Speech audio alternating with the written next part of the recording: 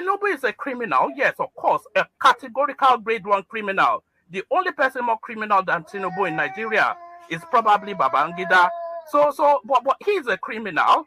And is he fit for purpose? Absolutely not. Should Tinubu be the president of Nigeria? Categorical no. Is there a better option than him? That is subjective. So show me who he is.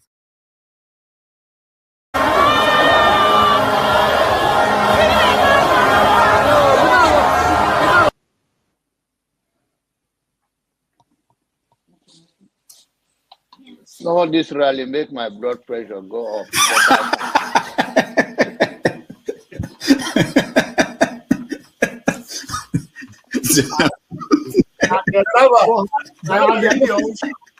And the people who are asking a platform for him, who are supporting him.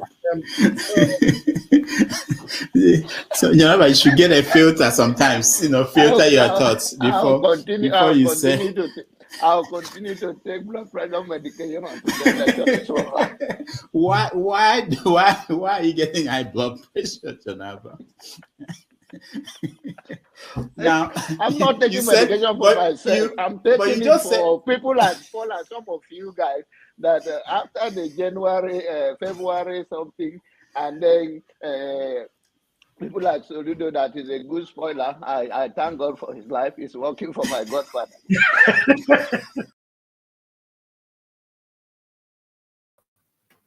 All right. Good evening, everyone, and welcome to today's episode of Have Your Say 247. Today is the 16th of November. It's a Saturday. Love and greetings from Kent, England. Dr. Damages will not be with us today. He's on assignment, as he likes to say.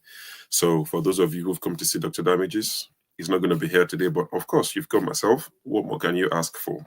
I'm going to be your pilot for the next 3 hours. I'll be anchoring the show until I hand over to one of my colleagues who will be taking over in the next 3 hours. So over the next 3 hours, there are a few topics we're going to be discussing. And of course, feel free to prefer solutions, because I know a lot of people, we get their backs up the minute we say we're going to be discussing Nigerian topics or issues emanating from Nigeria. So please feel free to discuss solutions to some of these issues that would come up. So one of the issues will be Ondo State indigenes have gone to the polls to elect their new governor. During the week, news broke, according to some investigative work done by David Hundeyin, that President Tinubu is a CIA asset. We'll discuss that. What do you make of that finding? Is it news to you? Is it something you've been aware of? And those who disagree, we'd like to have your opinion. Let's all come and discuss respectfully. That's why we're here. It's a talk shop. I will keep saying that. Also, we'll be discussing Edo State, for those who want to chime in on that. Edo State have elected their new governor Monday. Okpebholo has been sworn in. And Godwin Obaseki, his predecessor, allegedly have disappeared into thin air. He's gone for medical checkup. He's gone for a break. Nobody knows where he's gone to for this break or for this medical checkup. Also, we'll be talking about the news that came out of Nigeria last week or this week, where Pastor Adeboye of the Redeemed Christian Church of God said that Naira would have been 10,000 to $1, if not for the prayer of himself and a few other people who agreed to pray that, Naira is at least around 1,700 to $1. So we'll be discussing that. We'll also discuss Wike as it continues to antagonize PDP and anyone who challenges President Tinubu. So these are some of the topics we'll be discussing over the next 3 hours. Hopefully we'll be able to cover all these topics. I'm going to start by sharing a few videos, and also we'll be discussing Daniel Bwala, who was working with the APC campaign team until President Tinubu chose Kashim Shettima, and that was enough reason for Daniel Bwala to leave, because he did not believe Nigeria needed a Muslim ticket. So he left being a Christian himself. He said he couldn't work for President Tinubu's campaign, and he went to work for former Vice President Atiku Abubakar. So he campaigned, vigorously for Atiku Abubakar, said all sort of things about President Tinubu, who was a candidate at the time. And this week, President Tinubu has appointed him as Ajuri Ngelale's replacement. So Daniel Bwala has come back to APC. He's now one of the spokes or special assistants to President Tinubu. We'll discuss that, and what you all think of Daniel Bwala or characters like Daniel Bwala, because Daniel Bwala is not alone in this flip-flopping. So I think we'll start with Pastor Adeboye. Let's listen to what Pastor Adeboye said, and we'll end it with the President Tinubu's case, or the Freedom of Information Act by David Hundeyin and his partners in the US. So that will be the last topic of the day. Let's start with Pastor Adeboye. Before our president came in, everybody knew that the major reasons why we were having financial problems, we'll be having it before he came in, is the fact that a lot of money was being spent to import petrol.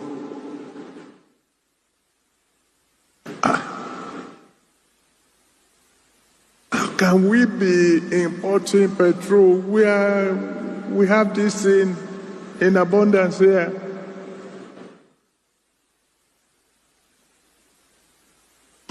We spent billions of naira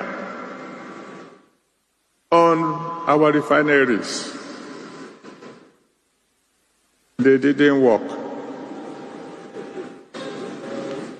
So we can be able to keep on importing. That's why when the president came in, the very first day he came, he said, this money they spend in importing petrol, he says he cancelled it. And we were all rejoicing. Hey, thank God. But some people were angry. Those who were making money from importing petrol. And they decided, okay, we will create a problem. And all of a sudden, Naira began to go down fast. I cried to my people, let us pray. Thank God some people joined me in praying. Because the way Naira was going then, if God has not intervened, by now $1 will be about 10,000 Naira. But God stepped in. Right, so you've all heard what Pastor Adeboye said, that the prayer of the righteous stopped or arrested the free fall of Naira, and that's why we're not changing $1 to 10,000 Naira. So we can infer that is saying that we should be grateful that it's still 1,716 to $1. Well, to join me in this conversation, I'm going to bring the panelists in. I'm going to share the link. Please put your camera on, and you will be able to join us in the studio to have a conversation. And when you join, please, I want to implore you, let the moderator do the job of the moderator. Things like, remove this person, remove that person. As a panelist, I do not expect that from any of our panelists. Please let the moderator moderate. Like Rudolph will say, trust that I know what I'm doing. If anyone needs to be removed, leave that to me to make that decision. If you have any issues at all, I will try and share the email address for your complaints. Send your complaint to that email address, and we'll try and get back to you in 10 working days, which is 2 weeks. So if there are any issues, any complaints, something you're not happy about, send your complaints. This show going forward would not tolerate people coming up and complaining about the next person. We just want to have a clean show, no complaints, no tantrums, none of that. Disagree with people, but let's be respectful towards one another. Also, if you're familiar with this show, you know we have some ground rules. If you're going to join us on the panel or come into the studio, you cannot be eating while you're on the panel. Your camera cannot be off. If you need to drop off, let us know and we'll put you in the backstage and we'll bring you back when you're ready. So you can't be eating, you can't be chewing gum, you can't lay down, you can't be slouching on the couch. And the minimum requirement is a round neck t-shirt. A polo shirt or a shirt like I'm wearing is okay. If you want to come in your 3-piece tuxedo, we're happy to have you. But please, some of the rules are quite straightforward and simple. You can't be driving and join us. So if you're driving, don't request that we bring you into the studio. Your safety is important to us. So these are some of the things. You can have your drink. You can have water like I'm having. You can have whatever drink you want to have. Alcohol will not be tolerated. Simply because once you drink, I drink myself, I know what that would do to you the minute somebody says your head look like coconut. You know, something you'll probably laugh off, you just go mental. And so that's why we discourage drinking alcohol while on the show. Flagship, welcome to the show. KJ, good to have you. Anyone with moderating powers, please, if and when the studio gets full, you can help me move people around. I'm happy for you to help me move people around. It's totally fine. Or if I leave people backstage, anyone with moderating powers on the panel, please, you know, help me, support me to bring people in and out. I have no issues with you bringing people in and out, as long as it's not personal vendetta. All right, so we've all listened to what Pastor Adeboye said. A lot of Nigerians have been discussing this issue over the last 48 hours. And none of that is not relevant. It's distraction. If it's a distraction, just log off and go do something else. When we start discussing important things, come back and we'll be happy to have you. So I'll start with you, KJ.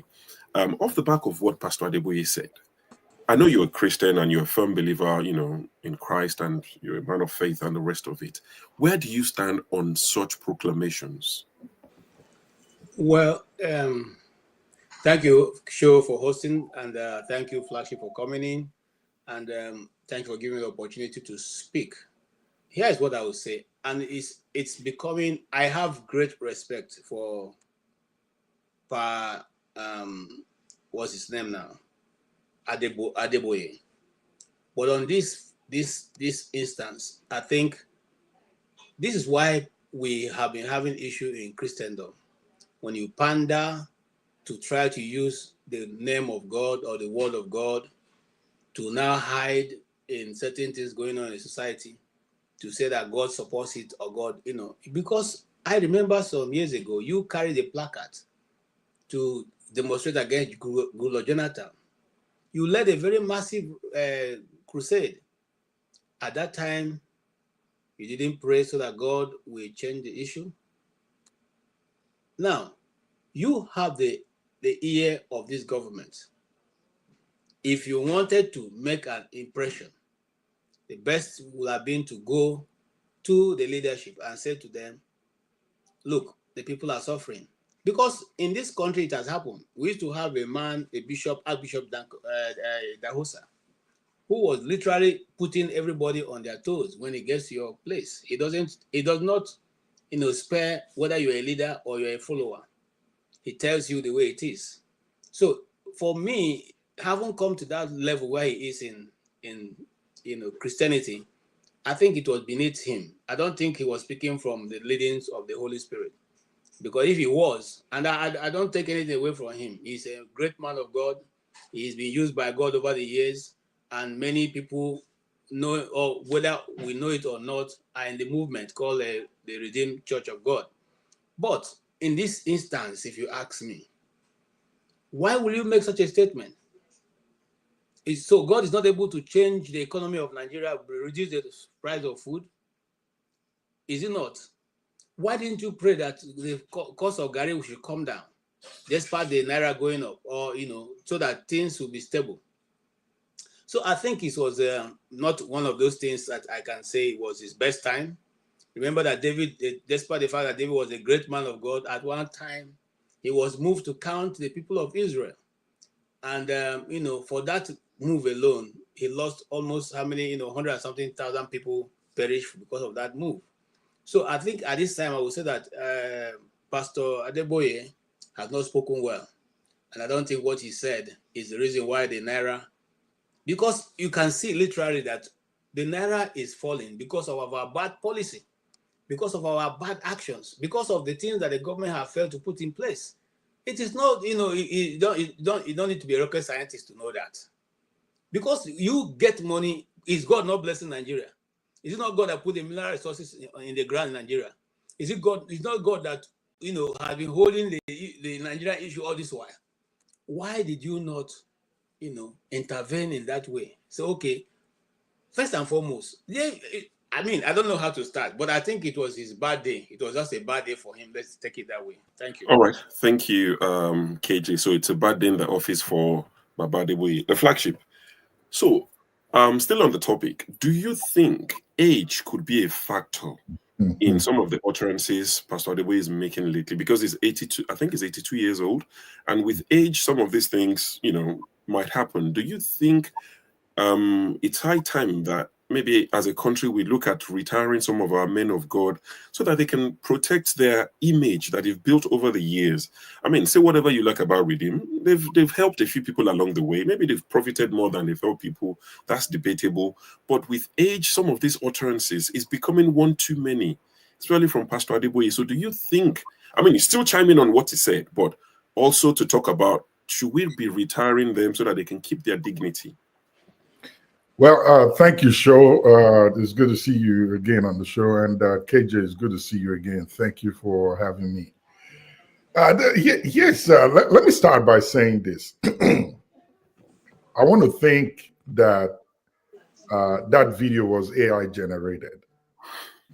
All right. I don't want because I least expected this to come out of Pastor Adeboye.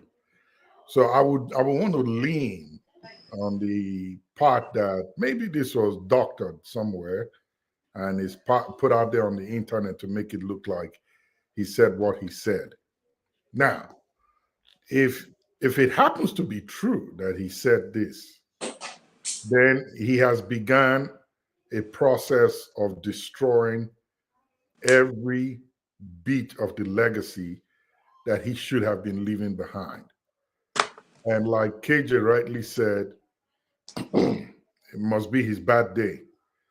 But you see, these are the kind of things that happen when religion begin to pander towards politics.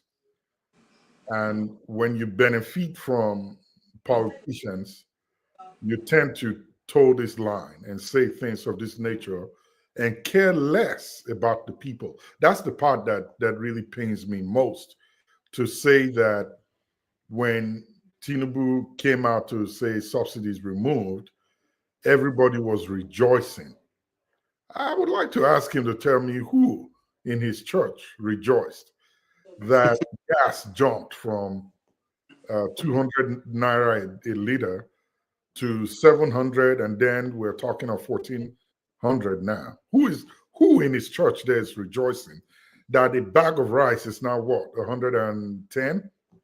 Who there in his church is rejoicing that they can't buy tomatoes, 3 seeds, without spending over 800 Naira? Who there in his church is rejoicing that to go from their home to the redemption camp there where they meet, they are paying almost 3, maybe 4 times the cost? So here's my answer to your question. I think age may be playing a factor here, and it's time to retire.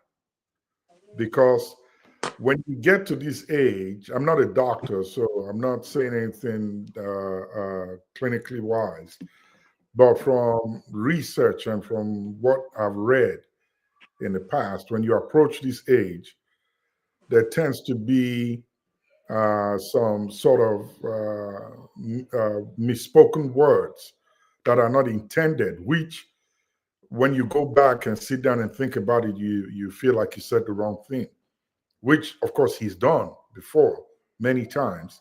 And recently he came out to say one thing he said was wrong. So I think it's time for him to retire and play back support.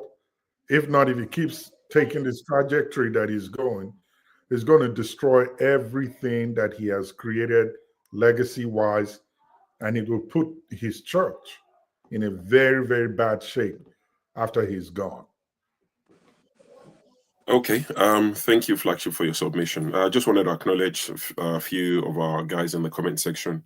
EK, thank you. You said, show, thank you. Show for the show. Good morning. Good evening from Little England. Dr. Alexander Gomez. AGK, I see you in the comment section. Meaning TV, salute to you. Pokey, Henry Gabriel, coming with the fire and the anger. Henry, no they grief for anybody. 2024, no grief for anybody. Henry is spitting fire already. Jerry Inwibo, I see you. Triniton, Amoru, Ismaila, Shegun. Oh, Shegun, not seeing you on the panel in a minute. Hope you're well. Ayola Latunji, Don Anthony, and Bot Y. I see you too. Thank you for engaging in the comment section. Let's keep it clean. It looks really good at the minute, so let's hope it continues that way. So I'll come back to the panel. Man of prestige, I know that today you will disappoint all your enemies. You won't ask me what are we discussing. I know. You won't say what's the topic. you all your enemies, you will disappoint them today. So put me in the backstage for 2 minutes. All right. Yeah, we'll do that. Yeah. Message. Welcome to the show. You've listened to the topic we're discussing, our first topic. So KJ said something when he was giving a submission that, Baba Adeboye could have gone and spoken to the people in power because he has direct access.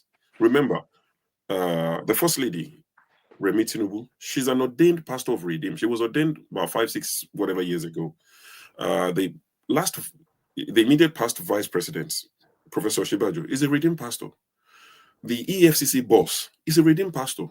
So we have a lot of Redeem pastors in government. Baba Adeboye has direct access to them. Do you think it would have been a better idea to go and speak to his children and express the suffering of the masses? Or do you think Baba Adeboye himself does not even understand the suffering of the masses? He's totally cut off because he has everything he needs. Thank you very much for the introduction. Greeting everybody. I'm sure nice to see you today, Mr. KJ. Very, revolution and Mr. Ike. Nice to see you too. So greeting to everybody. Yeah, I don't know where to begin with the kind of statement that he made in reference to the Naira and the man of God. Things would have if he's not praying. So Naira would have gone to 10,000 Naira. So how did he come up with that? How did he come up with that number? Where we are right now. Don't forget, he's a mathematician. Oh, he is? So numbers are his thing. So maybe. Yeah, I was just wondering how he come up to 10,000 Naira, not even 2,000, not even 3,000 or whatever, So he has been praying. Naira could have gone to 10,000 Naira. So I begin to wonder where's the number coming from. I think what's happening in Nigeria is that, people are being deceived. I mean, they just came out, and just make an utterance that doesn't even make sense. I mean, even a little kid that was born yesterday knowing that what he said was utterly nonsense. So it's part of the deceit we have in Nigeria with the pastors. In my own opinion, I mean, I'm not going to stay here, ask him to, to go retire or whatever. But it just showed how they're in cahoots with the government. I mean, the people ruling this country, the government, the pastors, and everything, they're, they're in the same category. So there's nothing really different about them. That's all I have to say in that regard, because that's a nonsense statement, in my own opinion. Is he going to retire? So I think somebody said he needs to retire. I mean, it's not a good age. That's just the way he's. That's the way I see that. Thank you, man of prestige. So, Revolution, Dan, my friend, welcome to the show. The topic we're discussing is Baba Adeboye's statement regarding the prayer of the righteous, himself and a few other Christians who have prayed, and they've halted Naira from falling, as low as 10,000 Naira to $1. What do you think, as a man of revolution, what do you think Nigerian Christians can do to hold their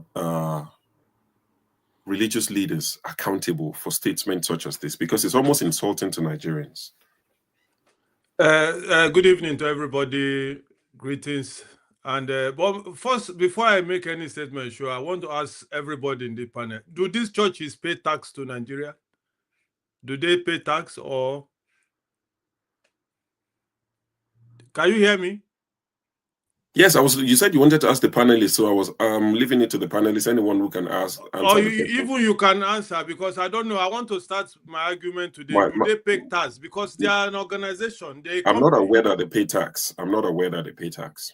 KJ, anybody know about this? If they pay tax to Nigeria? Yes, they pay tax. They pay tax as a company.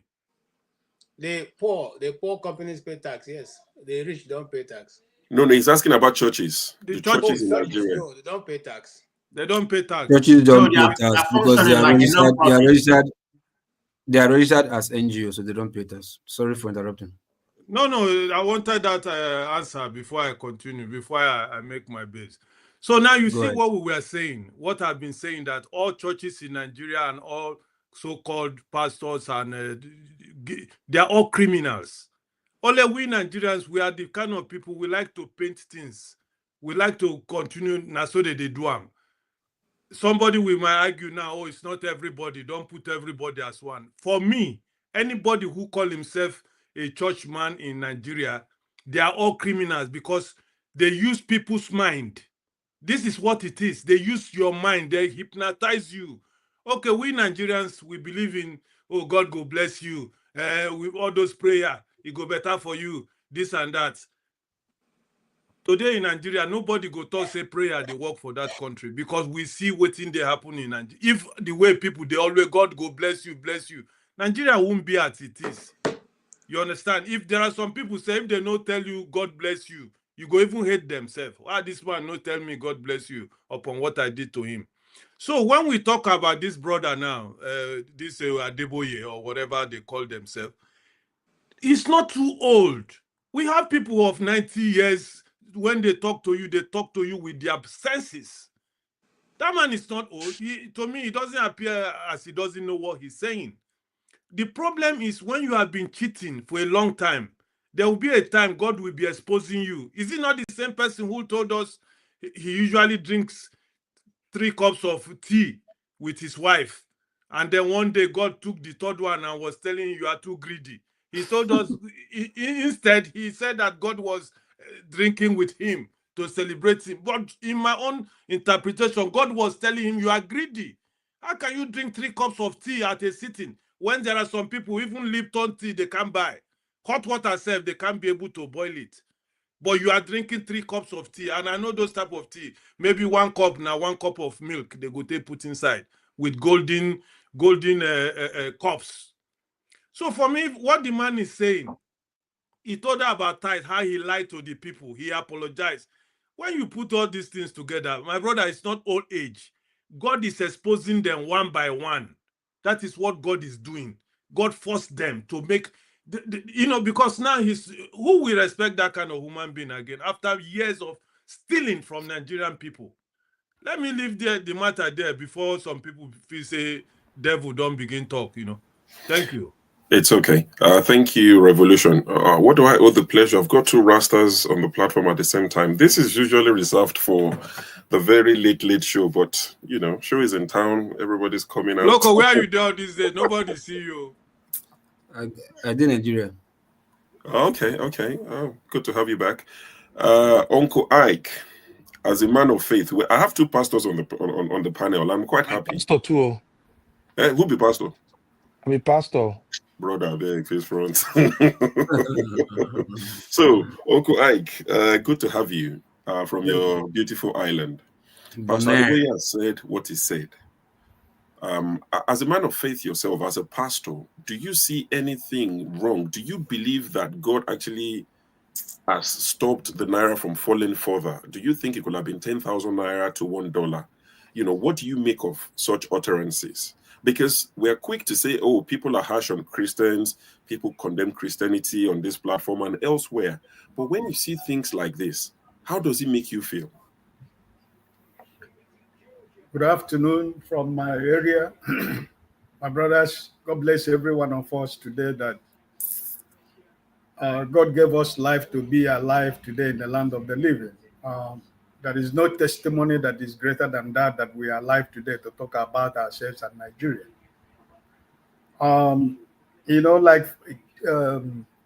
Like as you said, as a Christian, as a man who handles a pulpit that leads people, it is sometimes very, I don't want to go too deep of using certain words, but I want to read something from the book of Jeremiah chapter 14, verse 14 for you. And that says, then the Lord said to me, the prophets are prophesying lies in my name. I have not sent them or appointed them or spoken to them. They are prophesying to you falsely, or they are prophesying to you false visions, divinations, idolatries, and the delusions of their own minds.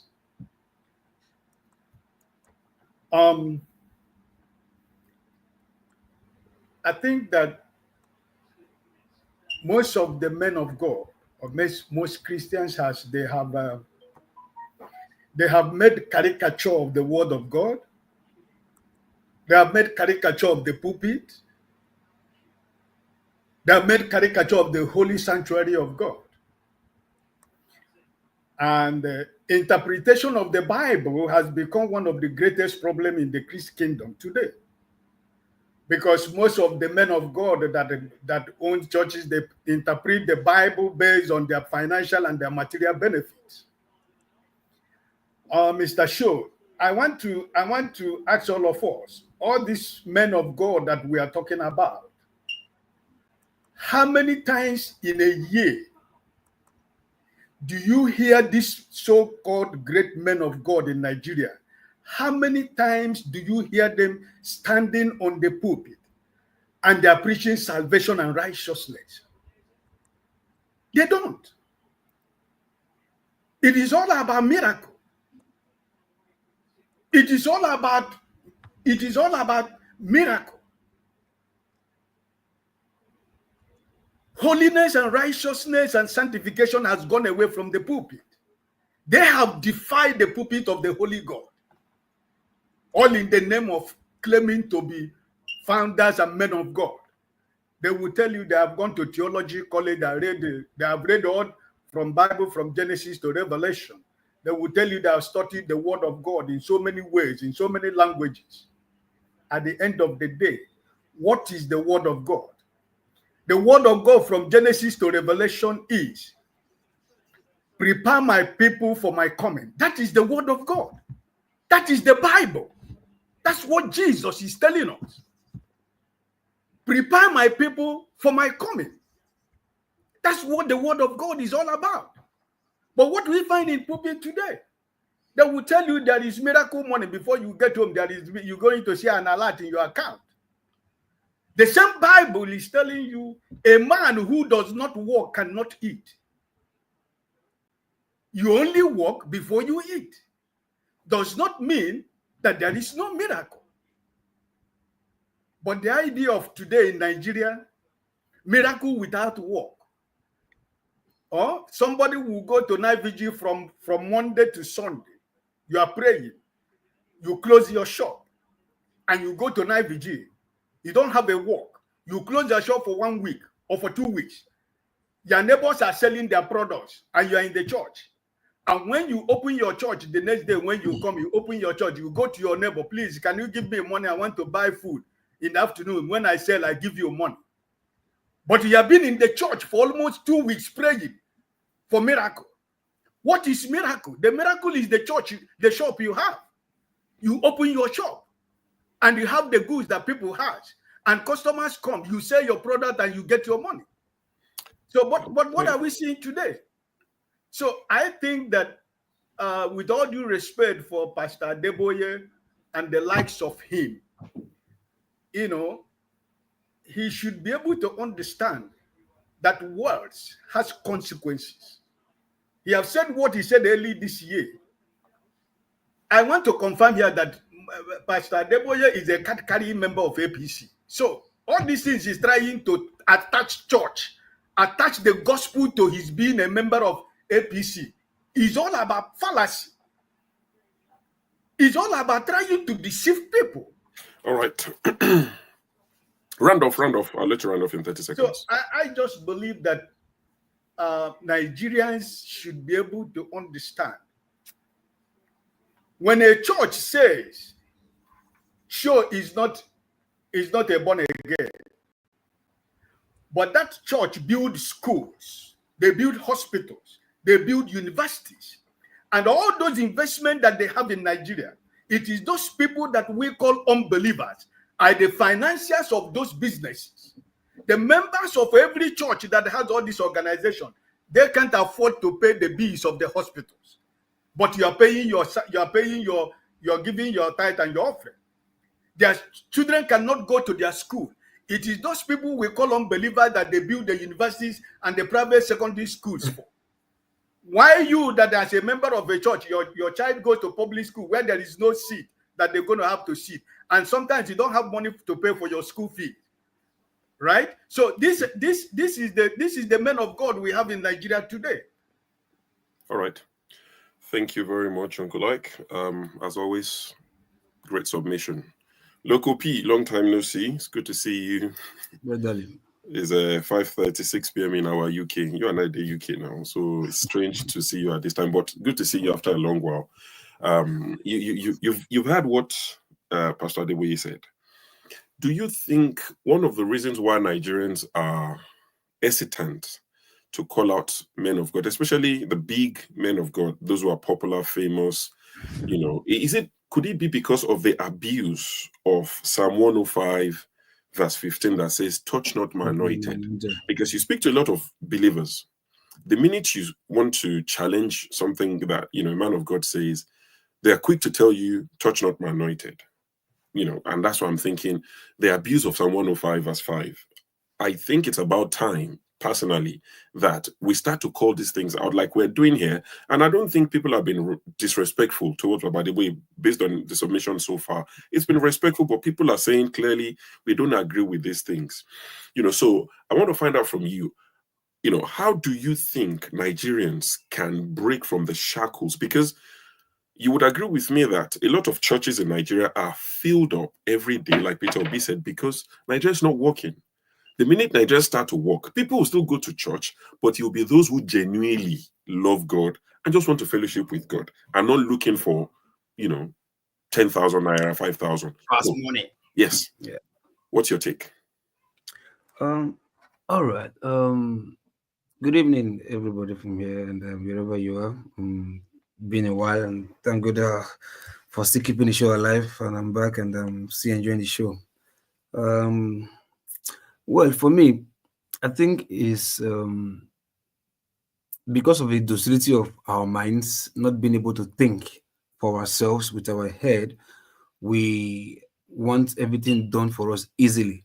So this so-called man of God, that I don't like that word. I don't like the word man of God because I don't know who's man of devil, because it's either you are for God or you're for devil. So if they are man of God, who are we? Are we men of devil? So you don't know men of devil in that Nigeria. I can give you 20 names from the top of my head right now. No, because if they are only man of God, and I'm not a politician, and I don't preach still, I don't have a church, does that mean I'm a man of devil? No. So I think we are all men of God, regardless of, even God self created Satan himself. So even the Satan is also a man of God, a child of God. So not to derail fast, but like I said, these people have been able to bamboozle us right from time. You understand, in memorial.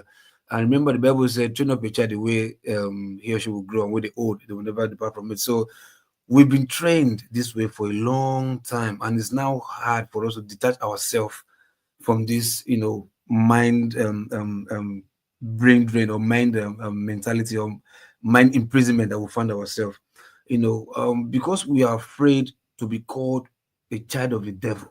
Like I said, they are men of God. If you are anti them, you are now pro the devil. So we don't want to be tagged, with a bad name, child of devil. So we are scared of talking to them, and also afraid. Our conscience telling us, God, make I not go messiah, make God not go punish me. You understand? Because you'll be talking to yourself inward, like, just leave it for God, just leave it for God. I don't want to you blaspheme or whatever. So we are scared of not being called names for speaking out the truth or for thinking for ourselves That have just been what has been happening for a long time. And these people have, knowing this part, they've taken advantage of this part. Like, we can't speak because we're afraid to go to hell. You understand? We're afraid to challenge them because the Bible said, touch not, the anointed. And if you do, you go to hell. So we don't want to go to hell. We don't want to be called child of Satan or child of devil. So we just keep mute and be judging ourselves in our conscience. Should I say or should I not say? Okay, let's leave it for God. So that has been what they've been taking advantage of. And never forget, religion has always been politics. Because I remember when I did one, not investigation anyway, followed the documentary of Mother Teresa, I discovered that as charitable, as good Samaritan as she was working the Italian mafia to launder money. You understand? Way back, fend for yourself, trust me. Yeah, she's working with Italian mafia to launder money. You understand? But she's just this good Samaritan. And what they do, you have big mafias donating to our charity, donating to our whatever, just to give her this and that, always getting money from nowhere because in the name of charity. Businessmen, mafias. But she was laundering money for most of them. People don't know that. But the face of, charity, Mother Teresa, saints, helping the poor, and that's just what's like. So we are scared to ask people question people who we believe are close to God or are God sent or are God's favorite. Because if we do challenge them, will be called, just like politics. If you attack Tinubu now, what would they call you? It's PDP that sent you. You get my point? They will never tell you, you have a mind of your own to think. Once you just say, what Tinubu is doing, look at them, they are sponsored by PDP. Just the same thing. Religion is politics. If you attack these people, you are sent by the devil. It's an attack on the church of God, attack on the body of Christ. They are quick to say that just to keep you quiet, so you will not be seen as a child of Satan. So that has been what has been happening all these years. And so fortunately, we speak like this, quietly, try to make people reason, but people always look for, free things, those are mine, always look for free things. They don't want to challenge themselves. They don't want to challenge even the Bible, challenge the so-called man of God. They just let everything slide, and hence we find ourselves where we are today. All right. Thank you very much, Lekopi. If you don't mind, not immediately, but if you could share the name of the documentary that you watched or that you read. Yeah, I'll find that. Yeah, at some point, if you can share it, it would be nice, to share it so people can have a look at it, because that's news to me. Not that anything is impossible, but it would be nice to see the documentary. So, Henry Gabriel, I see you've been spitting fire in the comment section. I'm going to come to you now as the last person to chime in on this particular topic. So, do you think it is possible that Pastor Adeboye is not clued up on this topic? Because he did say subsidy is gone, when it is clear that subsidy is not gone. He also said that Nigerians were celebrating and jubilating when the announcement was made by President Tinubu on day 1, May 29, 2023, that subsidy is gone. Is it possible that Pastor Adeboye, because sometimes you'll be surprised, these highly placed men and women in politics and anyone in power, it is possible that, the people that surround them tell them what they think they want to hear. It's possible that this man does not even know what is going on, similar to what some world leaders might be suffering from when they have sycophants around them. Do you think that's a possibility? Sure. Adeboye have been scamming Nigeria for a very long time. For a very long time. Nigerians are so, I will not use that word.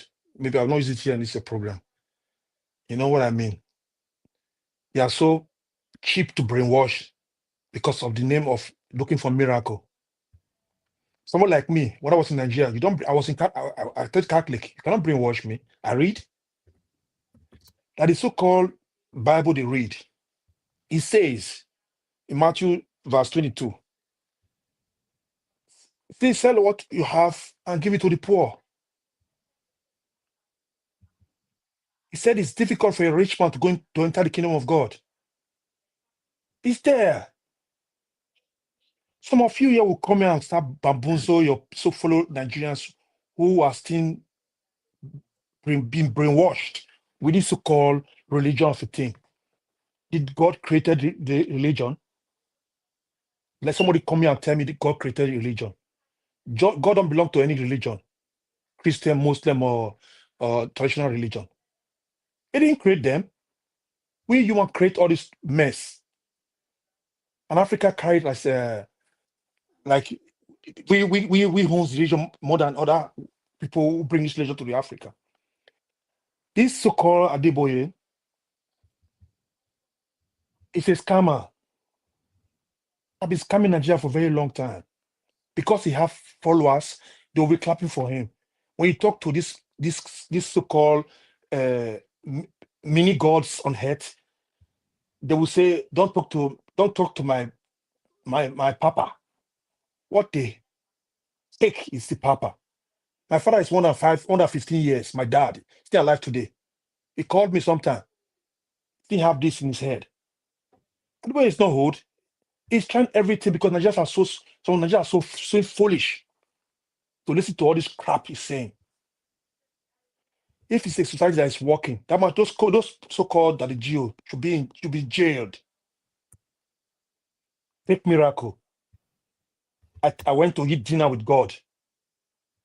God spoke to me. Have you ever heard the voice of God? These are all scammers. They call them man of God. What are you, show? When you were a child, you call it child of God, Abi? Or that? Yes, sir. Is it not? When you are man, you're becoming man of God. What the hell?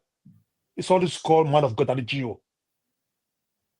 I'm hungry when I hear our people saying, come on this platform, we live Western country. They know how people take religion in the Western country. They don't even worship the religion. We worship in Nigeria. We spend 7 days in a week looking for miracle, praying for lights to come, praying for good governance. Are you kidding me? Right. Okay. People is a scam. Those pastors in Nigeria, they're all scammers. Oh. If somebody say I'm lying, they should come out, they should challenge me. I have a word for them. Read your Bible properly. The sole Bible you follow. Read it well. They have private jet, all our private jet. It says it's difficult for a rich man to enter the kingdom of God. It's there. Matthew 22. Go and read your Bible. Matthew 19, verse 22. Go and read it. A bunch of riffraffs believing all these criminals. They are all criminals. If I have to be 1 month, 1 day as a president of that country, I will jail all of them, put them in a basement. They will not eat till they finish there, till they buy. Wow. They scam Nigeria for more than before I was born. Bunch of idiots. Okay. Let me know if you come here and talk about this. Don't talk to the man of God like that. I'll have something for you.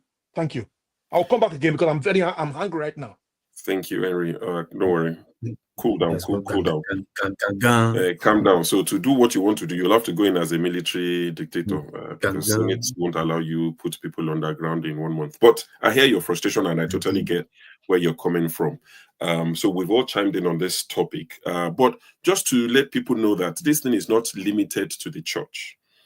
Once you have a government that is failing, and this is not about Tinubu government, it's been failing for a while, even before Tinubu came on the scene. If you have a government that is not working for the people, there will never be void. People would provide hope. People will sell all sorts of stuff. So let me share a video that I saw yesterday, and I just laughed, and I said, oh, it's a Friday, and I came across this. I shared it, with my friends, and I said, it's befitting that I found this on a Friday.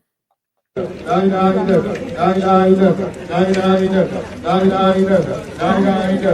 know when Tola Willie.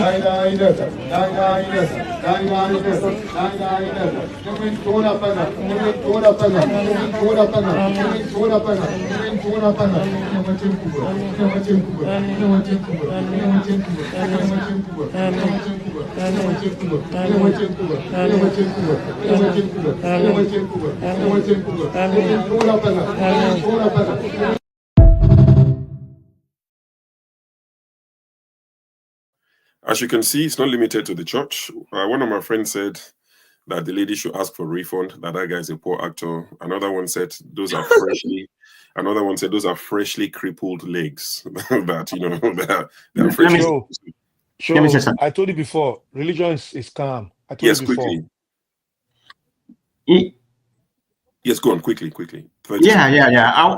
I mean, all these Nigerians, are they just so naive? And I don't want to use a bad word here, but they know that all these miracles are not working. I mean, how many years are they going to be waiting for this miracle to come befell on them before they know that all this thing is true? I mean, all this thing is untrue.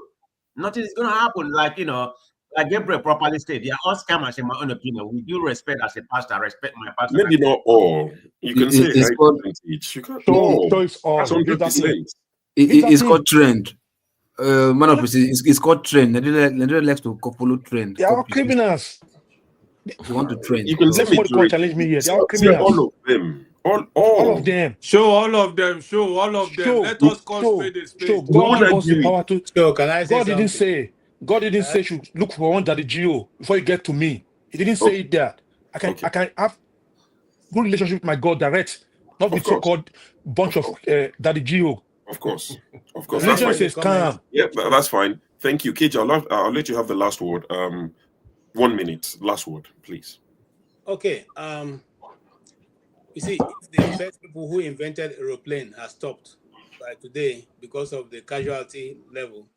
We probably not have a plane today. If the first persons who received who were traditional healers has stopped, today we'll have nobody practicing native herbal treatments. Consequently, for every good thing there has counterfeit. And that's why the word counterfeit came first in the first place, because there's something that is original. If there was no original, there would be no counterfeit. So the mere fact that certain individuals, and we are all not perfect, no one of us sitting on this platform has lived his life without making mistakes. Some of us have made grievous mistakes, but the grace of God allowed us to live to this moment. So consequently, when we sit down in place of judgment and condemn every other person, just because we feel one individual or the other has made a mistake, does not at all cut it for me, and I will never subscribe to that. So sorry, one more, I will just end there. In the context of I need to talk too, please. Ejo, 1 minute. Please, let KJ finish, please. I repeat, Christianity has done more for Nigerians than the destruction that some individuals will have brought. And let us face the fact. The Bible did not say when you come to Christ, it means that once you're a church member, once you're a Christian, it means that the person has become perfect. No, the church is like a hospital. People who are sick go there. And some leaders, one way or the other, no matter how anointed they are still human beings having blood and water in their system. They are not angels walking on the face of the earth. So they are prone to every idiosyncrasy, every other person, every other one of us suffers here. Some of us are chosen to marry and we have divorced our wives, or our wives have divorced us. Is it because you didn't know how to do this thing? No, that means that you also have some form of failure in your lifetime. Okay. So don't sit down and begin to say because this individual who has, let me tell you something, and go and quote me anywhere. Quickly, please. God does not trust you. He cannot put people under you. The mere fact that people are sitting under his ministry and at that number means that he has something in God that God recognizes. All right.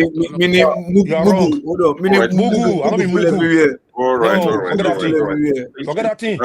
All right, Revolution, 30 seconds. Otherwise, if he doesn't finish, I would just, 30 seconds quickly. Okay, 30 seconds. You see, what I want to tell KJ, this is what the Christians of Nigeria always say. We needed to ask KJ a question because of what he just said. KJ is not our guest. It's fine. KJ has his opinion. You're not going to change his mind. But carry on, Revolution, 30 seconds. What are you?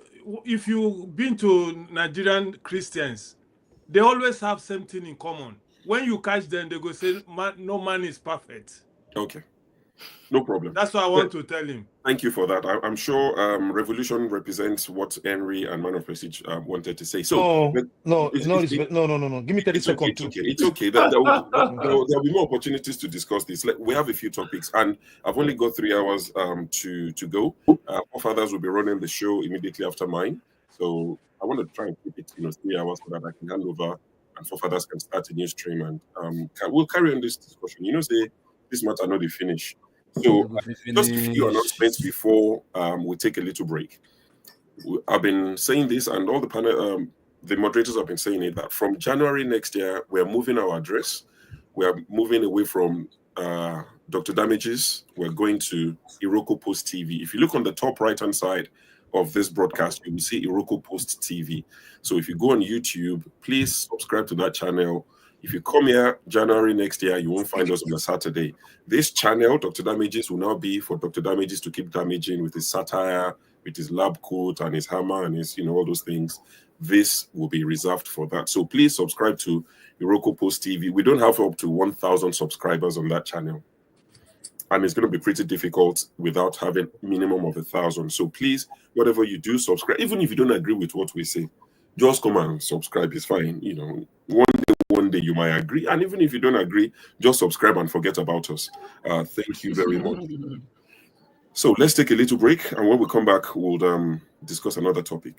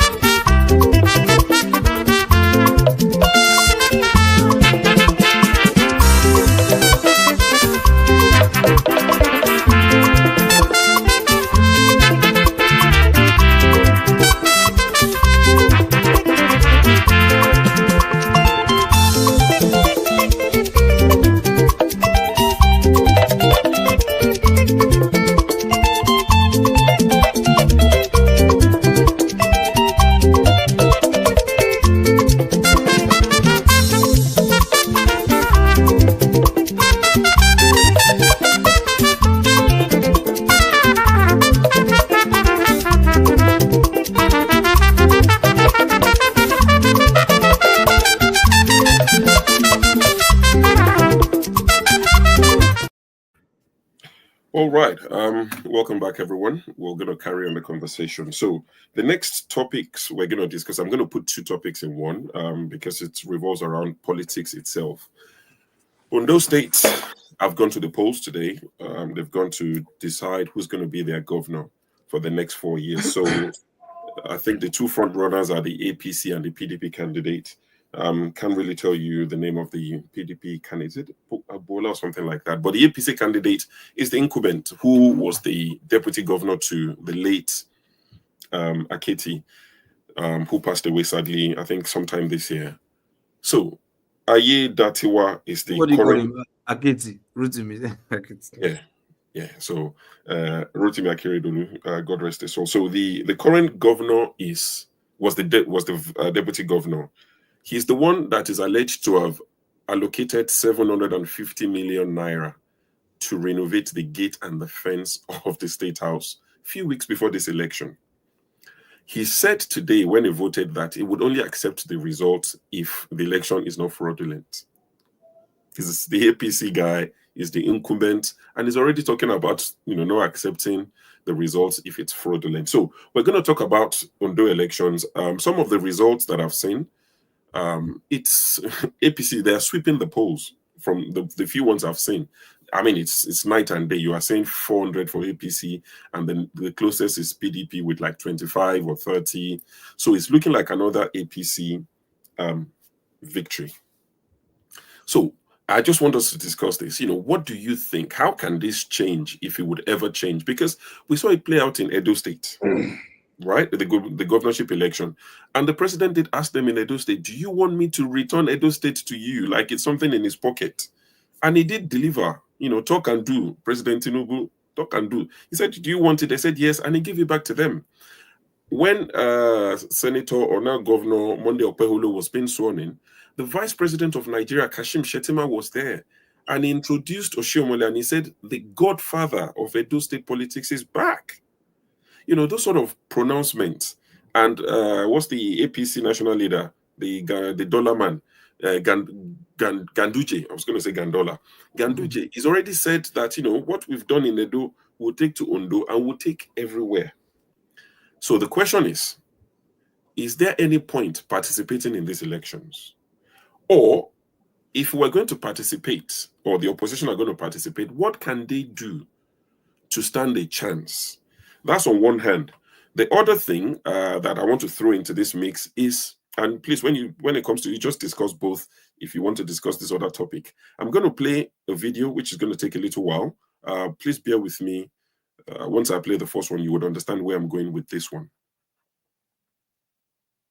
Why I say I'm surprised is because during this period, there have been reports that, for example, even the president advised that this ticket be balanced. And there are key members of the party who have maintained the same position. And thankfully, majority of our Muslim brothers, so sensing that, and maintain the same position. So we believe that during this consultation period, that probably Asiwaju is coming to terms with the reality of balancing the ticket. So the decision yesterday came to me as a surprise. And the reason I resigned is simply because if I stayed in the party, I'm going to play a role of a spokesperson. These are facts that are important to me, and they run to the core of my conviction. Since I don't believe in that, if I take up any role for the party, that means I will find myself advocating what I don't believe in. Well, I think a lot of people will be very respectful of what you've done because you've done it on principle. But are you a lone wolf in the strength of your opposition to this APC Muslim ticket? Because we're not seeing even so much of a trickle of people resigning as you do. One, he attempted to destroy democracy. He wanted to introduce what we call monarchical democracy, a democracy that is not reflected by the will and wishes of the people, but reflected by the choice of a man, and people should run around it. He introduced the concept in politics in Nigeria that we call take the queue, follow the queue. He was the only governor in Nigeria that during the period of 7 years, he has had to impeach his deputy governors 3 times. But what they are usually every. Right, so that is Daniel Bwala, who was on the Bola Tinubu campaign team until President Bola Tinubu, then candidate, decided to choose Kashim Shettima, who's also a Muslim. So Daniel Bwala, based on his faith and his belief, said, I cannot work for this campaign anymore because Nigeria cannot afford to have a Muslim president and a Muslim vice president. So he left and he went to work with Atiku Abubakar. And he said all sorts of things, the sort of things he said, if you give Tinubu 30 years, he can never fix Nigeria. He said, your human brain works 24 hours a day, but the minute you join APC, your brain stops to work. He said all sorts of things while he was with Atiku Abubakar. But shortly after INEC, Mahmoud Yakubu under INEC declared President Tinubu as the winner, Daniel Bwala started changing his tone, which is not a surprise. Now, I've seen people say, don't discuss it, it's not important. I think these sort of things are quite important. We need to highlight it to let people know how this is wrong, as opposed to, if we keep quiet about it, some people just think, why not? Why won't I do the same?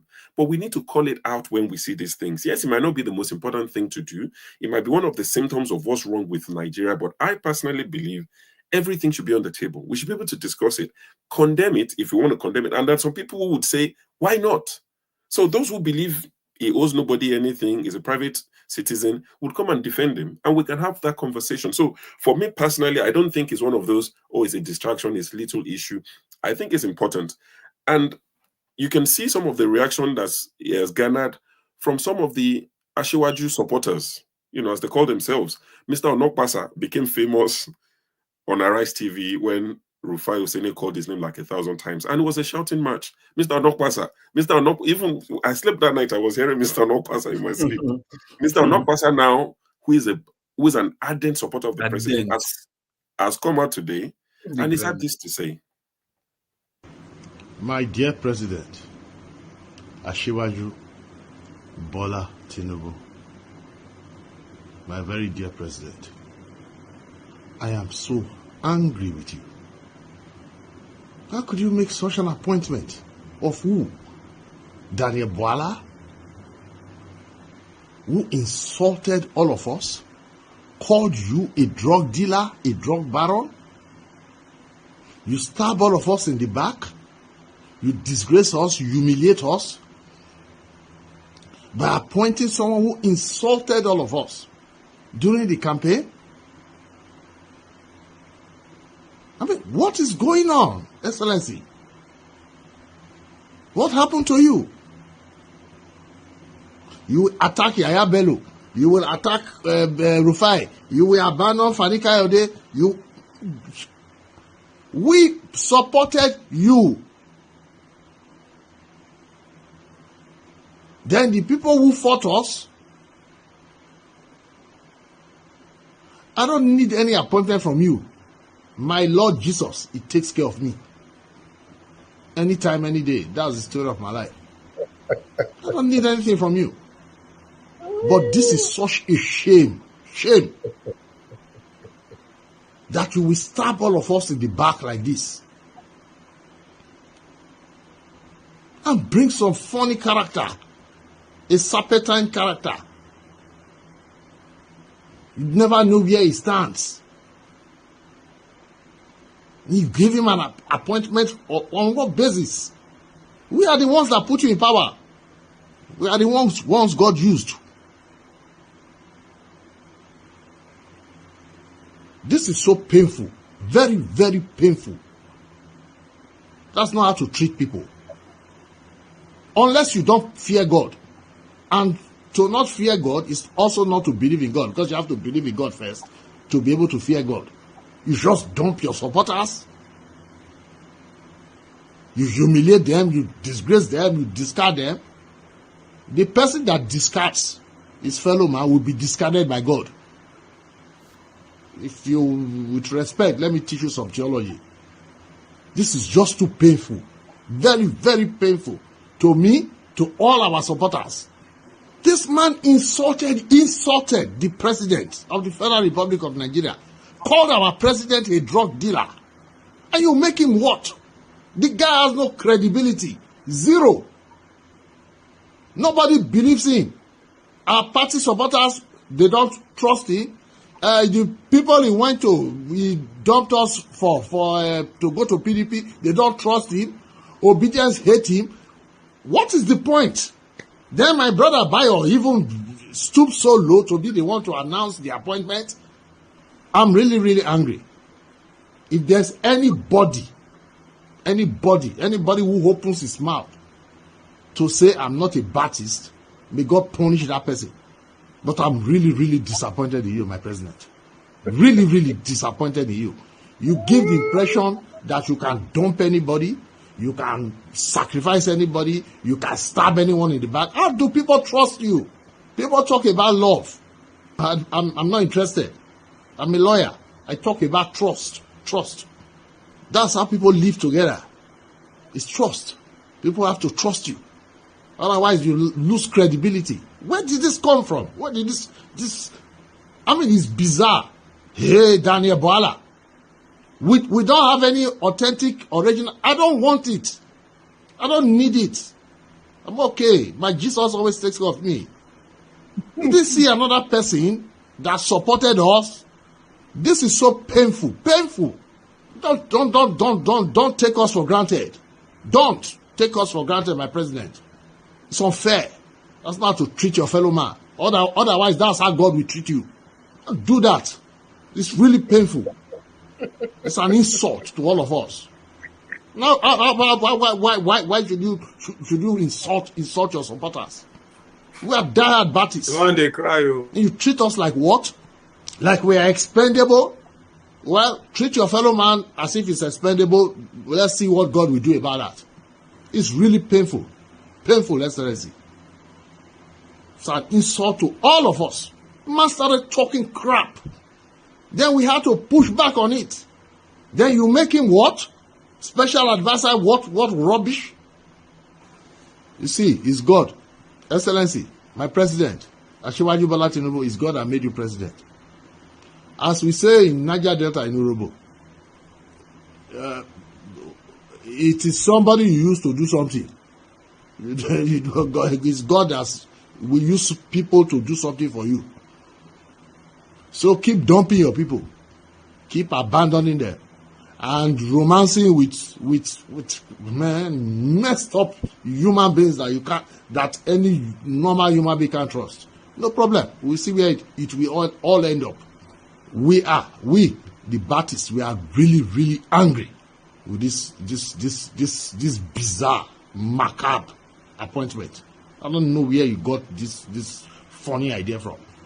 Guy can't do anything from you for you. He can't convince anybody about anything. He lacks credibility. Nobody respects him. I mean, where do you get this fun? Why do you keep abandoning our people? You can't see them to give appointment to. You keep bringing all kinds of funny people. How do we trust you? You see me, I'm a Catholic. We are deep people. May the Lord, may our Lord Jesus Christ take care of you for this country. I'm disappointed, but may God bless you, and may God bless Nigeria. Thank you, my president. Joe. Amen. You see, they call this. You see, I hate when they call these people. They call God name. We'll come to you. Don't worry. You had the chance. See, when I listened to that video, there's this Alujo that came to mind. I was going to play it, but for copyright reason, there's a song. If you go to Owambe parties in Lagos now, there's this little thing that they say, "Mi obopa, mi obopo." I know here waiting there. See, you know what? I know here. Tinubu know the hear needs all this cry. Once they get Tinubu later, mi obopa, mi obopo. I know here waiting then they talk. So Mr. Onopasa is one of President Tinubu's ardent supporters. And a lot of them they were upset. They were surprised that the president went back to Bwala. Apparently, this has been going on for a while. They've been pushing back, saying, you can't have him. But Tinubu vetoed it, and he said, I want him back. I think he would rather have someone like that inside than on the outside. So he's come to replace Ajuru Ngelala or Ngelali or whatever his name is. Yeah. So these are the things we're going to discuss, in the light of, does it mean anything that people can just wake up APC and they go to bed PDP? Is there any difference between these two political parties in terms of ideology? Because it's easy to say, no integrity. But what is the difference between APC and PDP? Even throw LP into it. If you take out Peter Obi from LP, are there any differences? So is it wrong for somebody to wake up APC and go to bed PDP if it's the same side of the coin? So this and the Ondo election, these are the things we're going to discuss. So that it's easy for me. Let me start with the way it is on the screen so that I don't skip anybody. I want to go to work. Give me only 2 minutes to make my own so that I go. Quickly. I beg you, KJ, we go. Quickly. You see, I've told you guys, I know many people will not understand where we come from. That country, until revolution happened in that country, so that things will be put right. We'll be coming here to complain every time. Nigeria is a funny place. You people are still talking about election in that country. You said APC is clearing everywhere on Ondo. He went to Edo. He said, I will give you Edo. We have to wake up and take the bull by the horn. All this election, nothing will change. 23 last year, nothing changed. People are talking about 27. How will it change? Let me be listening on the way while going to work. Thank you, guys. All right. Thank you very much, Revolution. Owachuku, I'm well, thank you. I see you're asking how am I doing in the comment section. I'm fine, thank you. Guys, please, if since we are talking, I'm a Christian myself. I'm a man of faith. I was born, raised in the Anglican Communion before I found the happy, clappy, Pentecostal, and somebody's just done it. I think this is from Qatar. I was even going to say, don't forget, as the Spirit leads, to send super chats. We'll highlight your comment to support the channel as well. We have staff we pay in Nigeria. Every moderator you see here in the UK, US, Canada, it's voluntary. It's what's that thing that they do for free? I don't understand English anymore. That one that they do for free, so that was what's you call them? What you do, Sarah? Yeah, no, there's an English word for it. Now, when people go and work for free, that they put on their CV self that you've done. Anyway, we don't get paid for it. So, but we have staff in Nigeria, the editors, the people who put things together, they get paid. So, all your super chat goes towards that. So, if you're led in the spirit please feel free to send in super chat. So KJ, I'll come to you quickly. Ondo election, it's looking like APC is going to sweep the polls. Can anything be done to change the trajectory, or should we just pack up and go home? And also people like Bwala, not just Bwala as a person, there are thousands of Bwalas in Nigeria. What do we say? Thank you so much, and I'm happy that I'm the one also starting. Those people who are disagreeing with me in the comment section, it will be better, it will be more profitable for you, and your comment can be highlighted. Put money to it, monetize it, and so that we can highlight it so that people will see what you're saying. It makes more sense. Now, on the issue of the election coming up, I have no hope. I don't intend to have any hope. I don't intend to see any surprise. You know, if like anything, they may just give, if one of their friends is on the wrong party, they may just allow that person win that local government. Or if one of their boys, they want to just make it look as if it's uniform. I mean, if it's not partial, they will send one of their boys to one of the opposing party and allow him win that part. But every other thing is going to go to the party that is in power. That's how it's going to come out. It's not going to change. And so I'm not even going to waste my time, because if Nigerians, if we are people who are thinking, who are deep thinkers, what to do was to shut down the system and not even bother ourselves. If they want, they should allocate the offices to themselves. But don't tell anybody that there's an election, because there's no election in Nigeria as far as I am concerned. That's my opinion, and I'm entitled to it. Now, on the second question which you asked, which is about my dear friend Daniel Bwala. I mean, I don't know. Daniel Bwala showed himself long before the Jonathan administration ended, you know, when he will criticize and do all that. We saw him coming. It shouldn't surprise any person who follows Nigerian politics what Daniel Bwala turned out to be.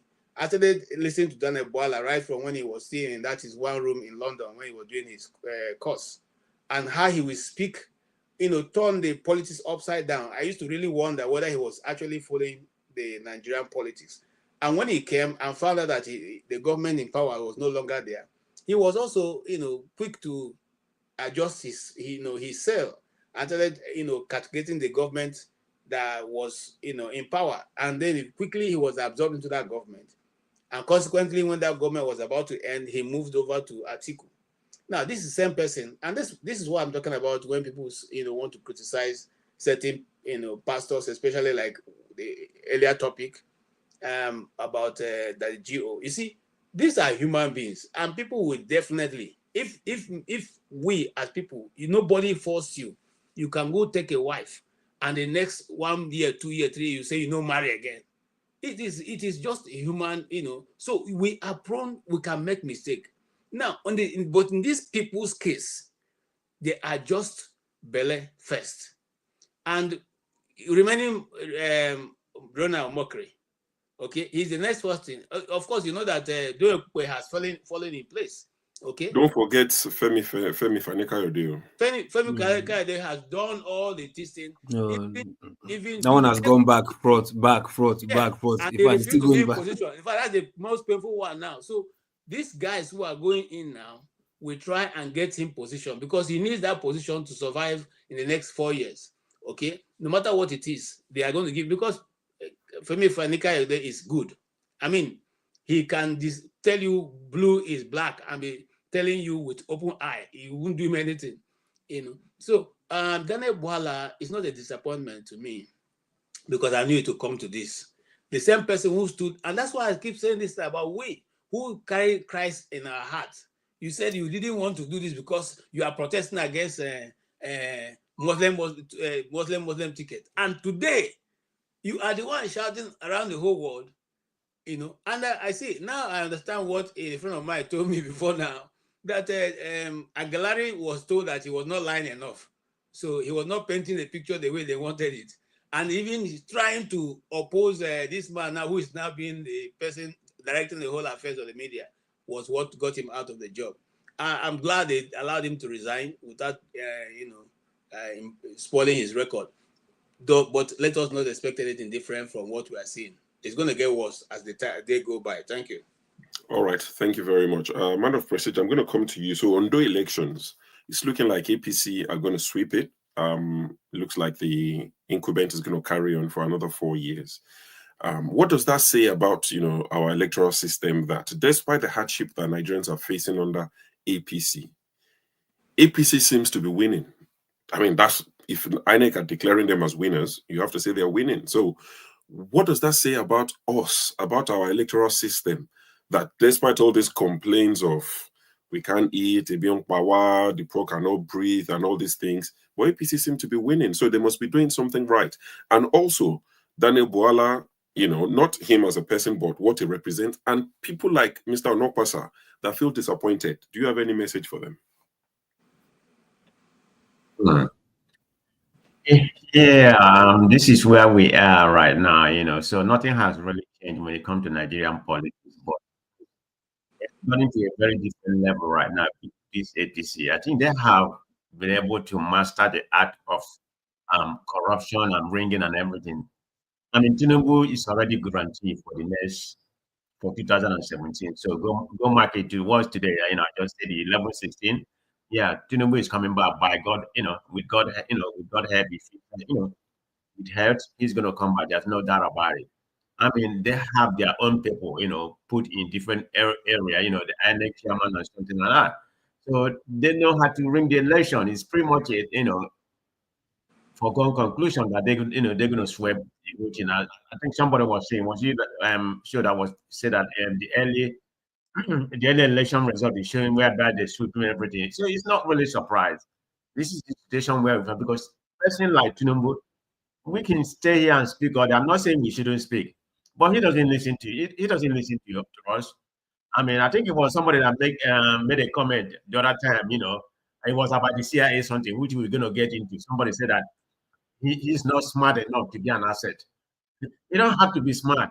Tinubu is a street smart somebody. He knows how, he has been planning for this. You know how to conquer, how to conquer people. That's exactly what he's doing, right now. Go and look at Nigerian politics. Everywhere there's no APC is not in charge, I mean, they're going to challenge it. That's why it's going to be a problem. But anywhere APC is in charge, they're going to pretty much sweep anything. So INEC chairman is in control with the only resolution we're going to have is to restructure the the INEC and every other kind of things, the election system. That is the only way we're going to get any kind of what I consider to be a useful result to a certain degree. Because what they are creating right now, they have already created what I call a passiveness, which is an apathy, in election. Tell me how many people are going to come out and vote the next election? How many people? They just cook out the number, say this is what it is. People come, just cook any number, give us this. People is not going to vote. What is the purpose of voting? Because it's not going to be. There's not going to be any credible result. They have pretty much cajoled the Nigerian politics, the way we see it today. So it's going to be a sweep. That's the way I see it. Speaking about the guy that was just speaking, I think he's from Warri, right, or something like that. So somebody called him a crook from Warri. So I think what he was doing right now is what I call political, defrauding. So because he has been shortchanged, that's why he came here, and be hollering, preaching God and using the word of God and everything. They have not given him any position. Is Bwala the right man? Well, they said you need to keep your enemy close. You remember that saying, keep your enemy close for wherever. And he has been auditioning for the position for a long time. He's very eloquent, he can speak pretty good. And I'm surprised Reno hasn't gotten any position, because two of them has been auditioning for the position. So he decided to get it. So that guy that came on here, be crying, because they have not given any kind of position. So he came here to gaslight us or something like that. It doesn't really matter, they're all sick of fancy, they're going to do whatever he said. It doesn't matter who is in that position. It's going to be, they're going to be Tinubu servants, just do whatever I want, and the country is going to hell. That's the way I say it. So nothing is going to change. So thank you. All right. Thank you, man of prestige. Uncle Ike. So you had another man of faith saying that God used them to bring President Tinubu to the office. And he said he's a Catholic and they are very deep people. He said if President Tinubu keeps discarding them that worked for him, God will discard President Tinubu. So, what's your message for people like Mr. Onokpasa, who feel disappointed that the president is not appointing them? Because we've been told many times that President Tinubu is a master politician. So is it possible that this is part of his master stroke, where he's appointing the people that believes would work for him, rather than, when you go to battle, some people, their own is to plan. Some people, you take them at the forefront of the battle. So maybe, President Tinubu is just being a master politician. What do you say? Well, sure. I am one of those people who don't want to bring man and God into a fight. Hardly in my personal conversation, people who have known me for more than 60 years, they know me before I tell you it is God that said, or is because of God this happened. It takes a long time before I use that words, because I do understand what it means. So for the man, I think he should be crying, because what happened wasn't an act of God. And I think that he was expecting a reward, but he didn't get it. And he felt that those who did not work, or people who worked against that, are the people that are getting the reward. So at the end of the day, when he cried too much, he felt that APC cannot remember him, he will jump into PDP. That's it. It's APC PDA. That's what it is. So for him, I have no sympathy for any of them. Concerning the Edo election, I think I will come from another perspective. I think that when I reflect back and when I see what transpired in 2023, I think that honest Nigerians who really want Nigerians to play politics the way it's supposed to be should hold Julius Aburi and his executive accountable to what is going on in Nigeria today, because of greed, because of power, because of money. Because why do I come in this perspective?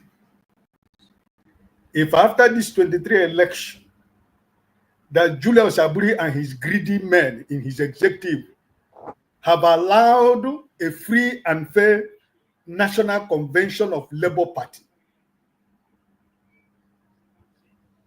after the loss of this election, after the Supreme Court, Peter Obi said we are going into a new phase, because it's not a race, but it's a marathon. If this man was not blinded by what came to Labour Party in 2023, if he's not a man that was planted after 23 to make sure that Labour Party do not exist, by now, sure, I am telling you, if there was a free and fair and all-inclusive National Convention of Labour Party, where disaffected Nigerians could have taken a place they could call home, and there was a convention from the ward to the local, to the state, to the national level, I am telling you, by today, APC would have not been anywhere in Nigerian political space. It doesn't matter how powerful that they are. Peter Obi was only 6 months, and he got about 6 million votes, the one that INEC gave to him. So you could see the reflection of what I'm talking about right now. Look at what happened in Edo State. To be honest with you, if Labour Party was what it's supposed to be, Olumide Agbada, it was a clear victory for Olumide Agbada in Edo State. But because of man, because of the greed of man, this is where we are today. In this Edo election, Ondo election, yes, PDP is as more disorganized than any other party in Edo State, in Ondo State. So who has the opportunity? The Labour Party. Mr. Ibisemi or Ibisa, who is the Secretary General of Afenifere. But the same problem that Aburi has initiated in Labour Party, divided the party. Yes, on Thursday, was it on Thursday? the national vice chairman of the Labour Party from West, who is from Ondo State, come from nowhere, saying that is the party president, gubernatorial candidate. This is the problem. You see what we are facing right now, because this contest would have been between Labour Party and APC, but this is the problem. So you see that nobody is expecting anything, like KJ said. Nobody is expecting miracle. In Ondo State, it's going to be APC. Okay. They have a program. They have said what they want. They have said what they want for Nigeria. But if it is only when Nigerians allow that to happen, my brother who just left is calling about the revolution. What is your strategy about the revolution? You talk about revolution. What is your strategy? Is it by bashing Mr. Peter Obi? The show what it goes about bashing Mr. Peter Obi everywhere, lying against. Is it his strategy? What is his strategy? He's looking for a bloody revolution where somebody will come and take him and appoint him to make him president of Nigeria. It's not going to work.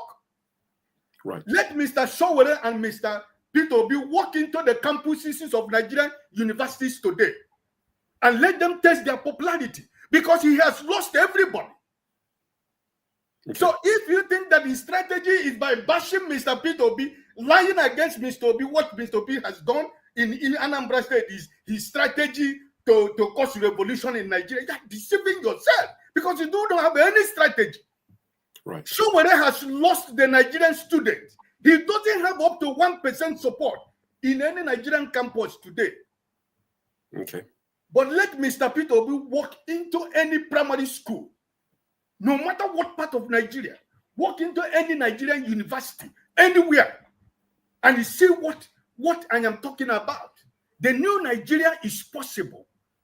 But people should be able to understand, to differentiate what we are talking about. Because when these people who are talking about revolution, you don't have strategy. Your strategy is to bash only one man. Is to talk about Mr. Peter Obi. That's your strategy. You have lost the student. You have lost the market women. You have lost the street boys. So where is your strategy? Is it by saying, lying against Mr. Peter Obi and talking about me? Every opportunity you have is Mr. Peter Obi. You don't. He said he was a presidential candidate, and Mr. Peter Obi was vice president in 2019, and so what? How many votes did you get? 5,000 votes. 2023, what did you get? 6 months, he had about 6 million votes of what INEC gave him. So where do you compare yourself? So I think that what is going on now, brother, show in Nigerian politics is Julius Aburi and his gang should be held responsible. This is my own personal opinion. Because if people has fall in place what Mr. Obi planned after the Supreme Court, and all the whole obedient members from other political parties and all the whole groups in Nigeria were able to fall into Labour Party and become a member of the party, and from the ward to the local government to the national level, we will not be talking about what we are talking right now. I'm telling you the gospel truth. Because there are people who really want a better Nigeria. But because APC know that the only thing that they have in Nigeria is to make sure that Peter Obi has no place that he can call his own. But it's not going to work, because obedient by future, by tomorrow, probably obedient movement now that they're trying to reorganize will turn into a political party. So I am looking forward. I have not lost hope of what is going to happen in Nigerian political space. Right.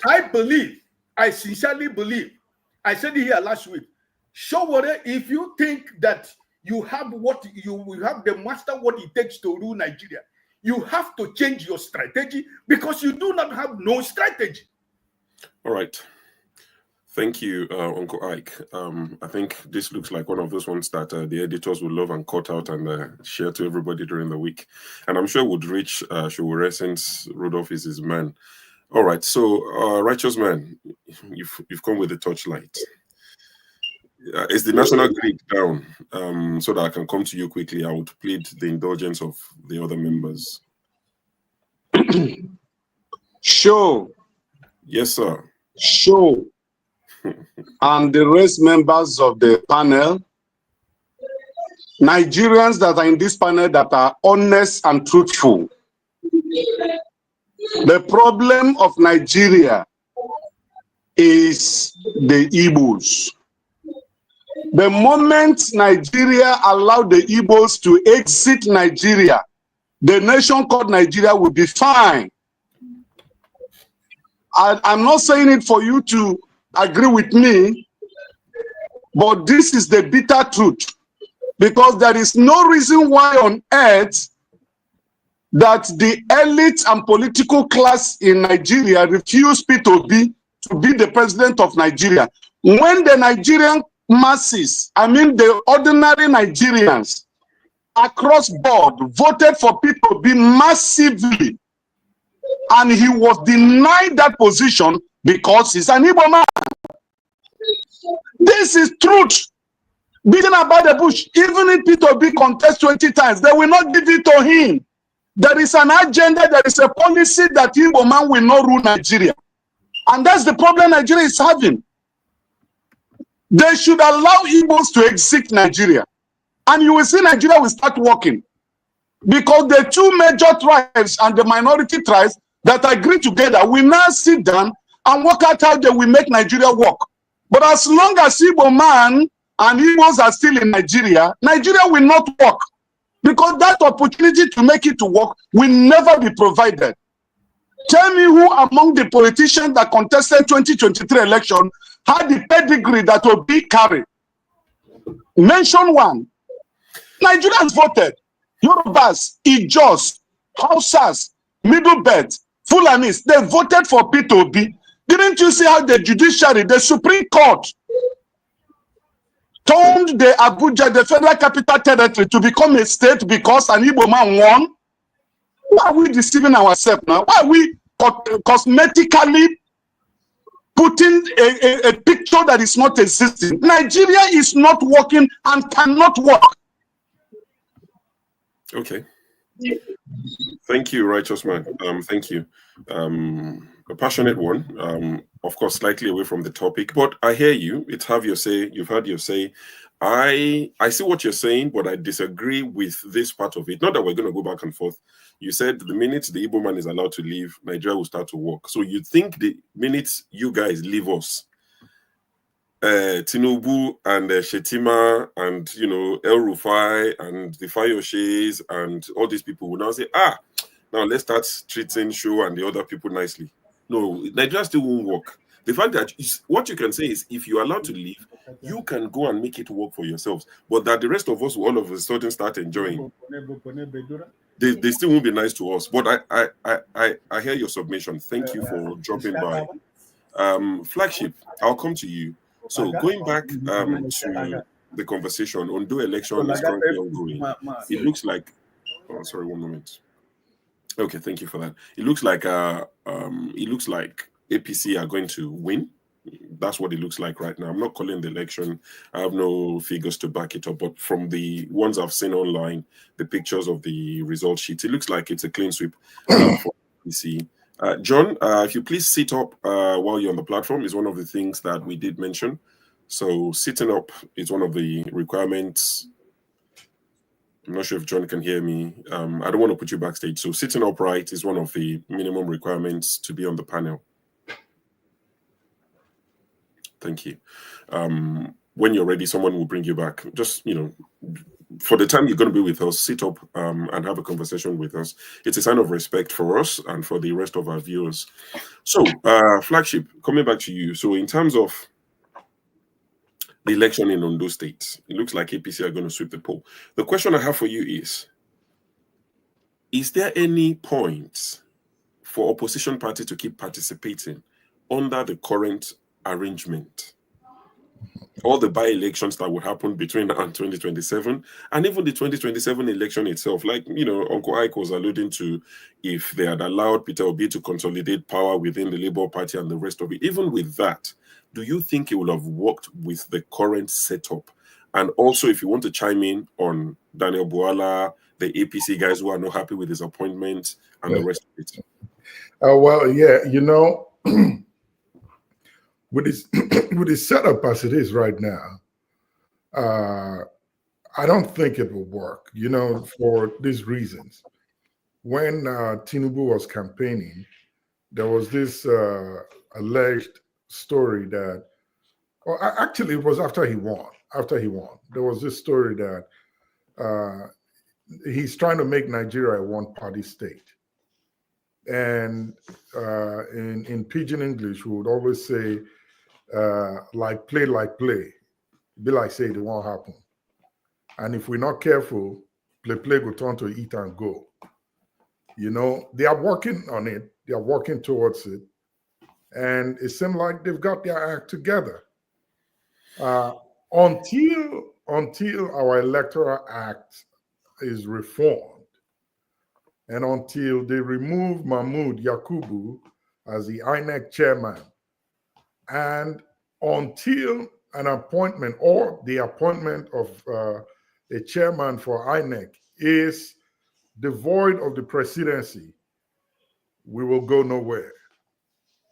If it stays this way, 2027, we might as well just sit back and let them keep it going as is.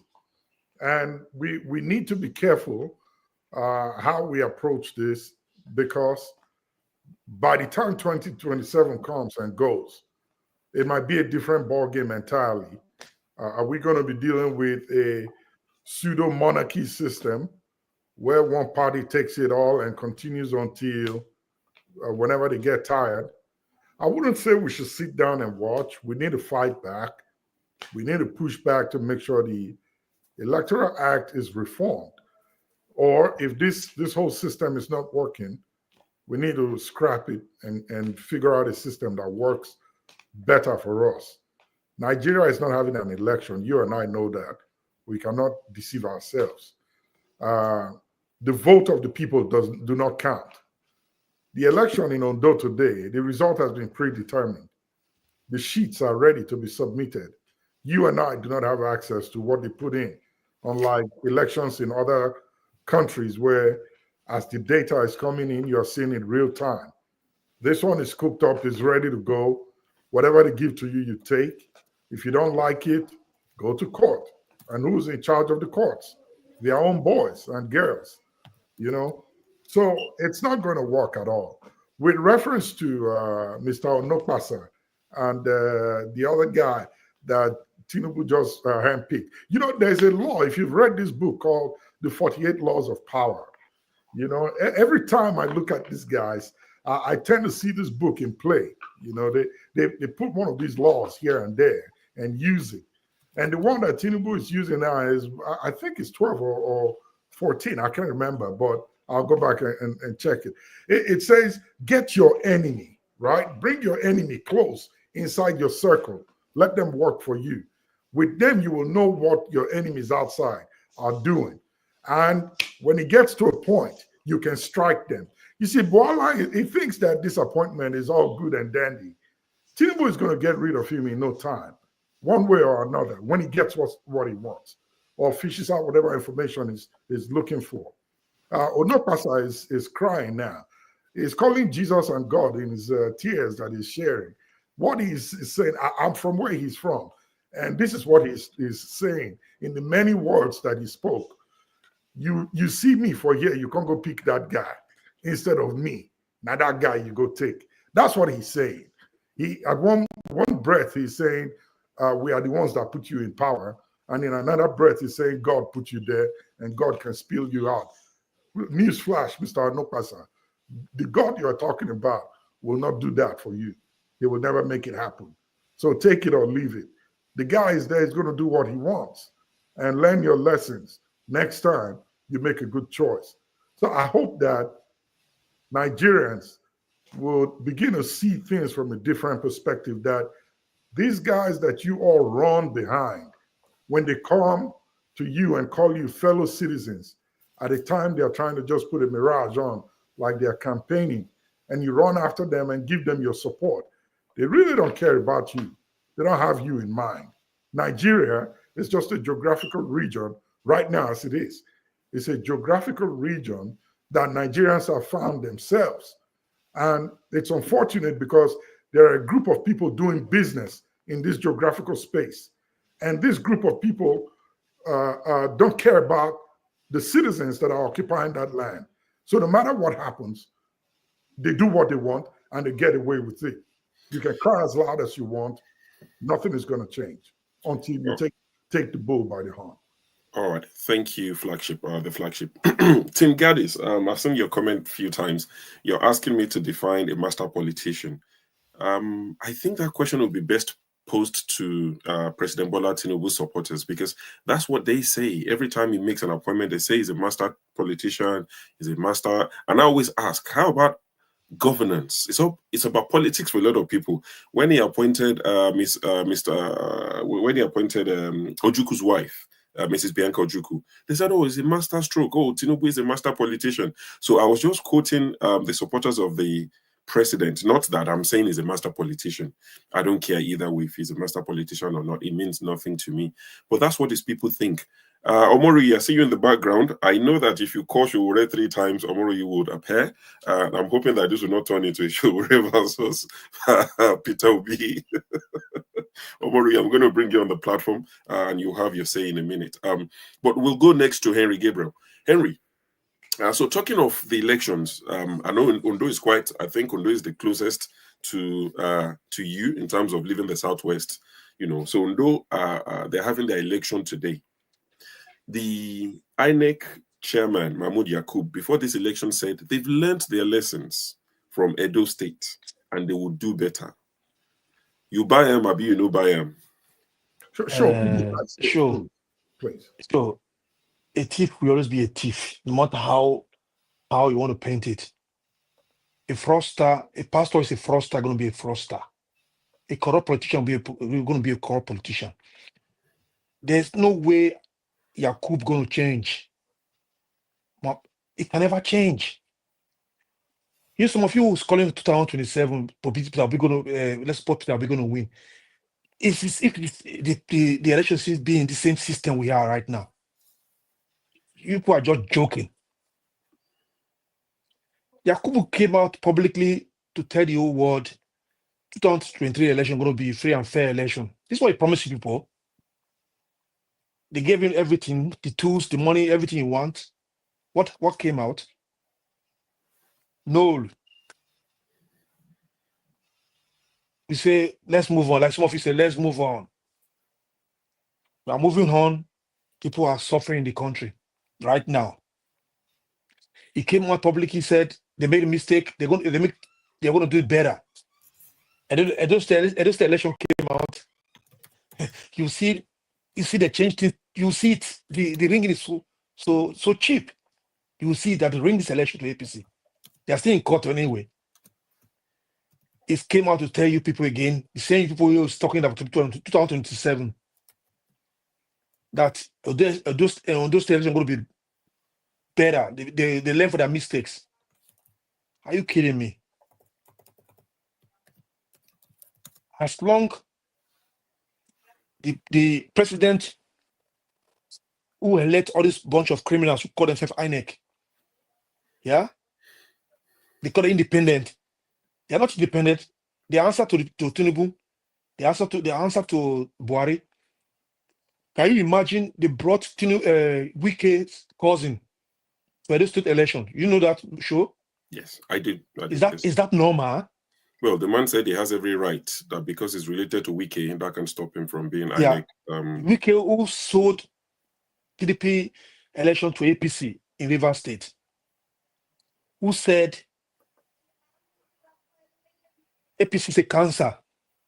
I guess most of you forgot this thing. He said it. He said APC is a cancer, PDP is malaria. He prefer to stay malaria than cancer. What is it today? I will not take any post, any political appointee. I will never. What is he doing now? Bunch of wee-frats. You call this one. I'm older than Wike. Look how old he is. Why you don't ask yourself why it's like that? He said it was poisoned a while ago. He did say it in one of his many talks. He said it was poisoned. He will go and say his ex-girlfriend poisoned him this time. Wike is wicked. You see the way he cut his bad like Hitler. That's how he is. It's wicked. It's inhuman. Okay. All right. Let me finish. Look at you blaming Bwala. Bwala is a political ashawo. I didn't blame him. No, you see, You see all these people we call educated lawyers and so-called Christian, they are a bunch of wifrats. When they tell you something, if they say, hey, it's going to be Z, they don't have integrity. They don't have this pride. They don't have it. I cannot vomit. I eat my vomit. No matter how much you're going to give me, I stand tall. You people waiting for turn to the 7, you are jokers. You are joker. If they live it like this way, not going to work. Look at American election. You didn't say I go fast, sharp. Why Nigeria cannot do it like that? How much they spend in Nigeria elections is bigger than American elections, where the more they spend money in Nigeria. Think about it. Some of you will come and start quoting this, and the so-called who's ranting, crying like if a Catholic is crying, he will cry me river. You see, they use the name of the same God to bamboozle, to lie, to ring elections, to steal from the members, to buy private jets, live lost life. And some will come here and say nobody's perfect. Who said, why they call themselves they are the man of God? Why they call themselves man of God? Why people go there and bring their problem to them when they know they are not perfect? Right. All right. That is stealing, fraudster, scammers. Thank you, Henry. Henry clearly has no faith in Professor Mahmoud Yakubu, a whole professor. Okay. We'll move on to, let me call you what they call you on this platform sometimes, Pokoli. So, Loco P, coming to you now quickly, just to ask you the same question I'm asking everyone. Is there any point contesting against APC in 2027 if nothing changes between now and then? Short and simple, is there any point? Yeah, there will always be, because if good people are fed up of trying to be good, bad people will always, you understand. So regardless of how it is, you understand, it's always good to contest rather than doing nothing, because like some people say, probably if we decided to contest at all, who knows what would have happened. I mean, we'll be contesting and we have it this bad. So if we just shut our mouth and don't contest anymore, that means it would have gone even worse and beyond. So it's always good for us to still, contest no matter what, you understand.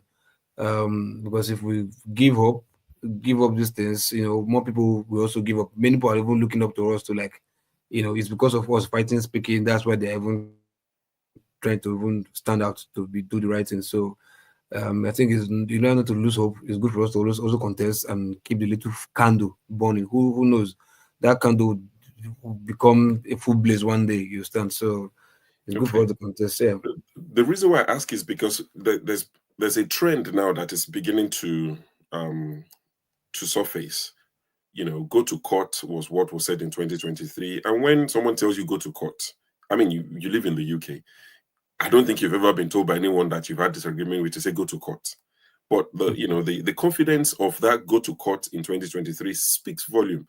And when you see people lose election lately, all these by-elections, a lot of people are saying, I'm not going to court. I'm not going to go and waste my money. There are like 2 or 3 candidates who said, I'm not going to court since the 2023 election, to say there's no point. That's the way I'm asking the question, that if people are already saying, I'm not going to go to court, could he, degenerate to the point where some political parties are saying, we won't bother, we'll save our money, and we just let things be? But I hear what you're saying, but I'm just saying, do you think we could get to that place that people just lose interest completely and there'll be voter apathy?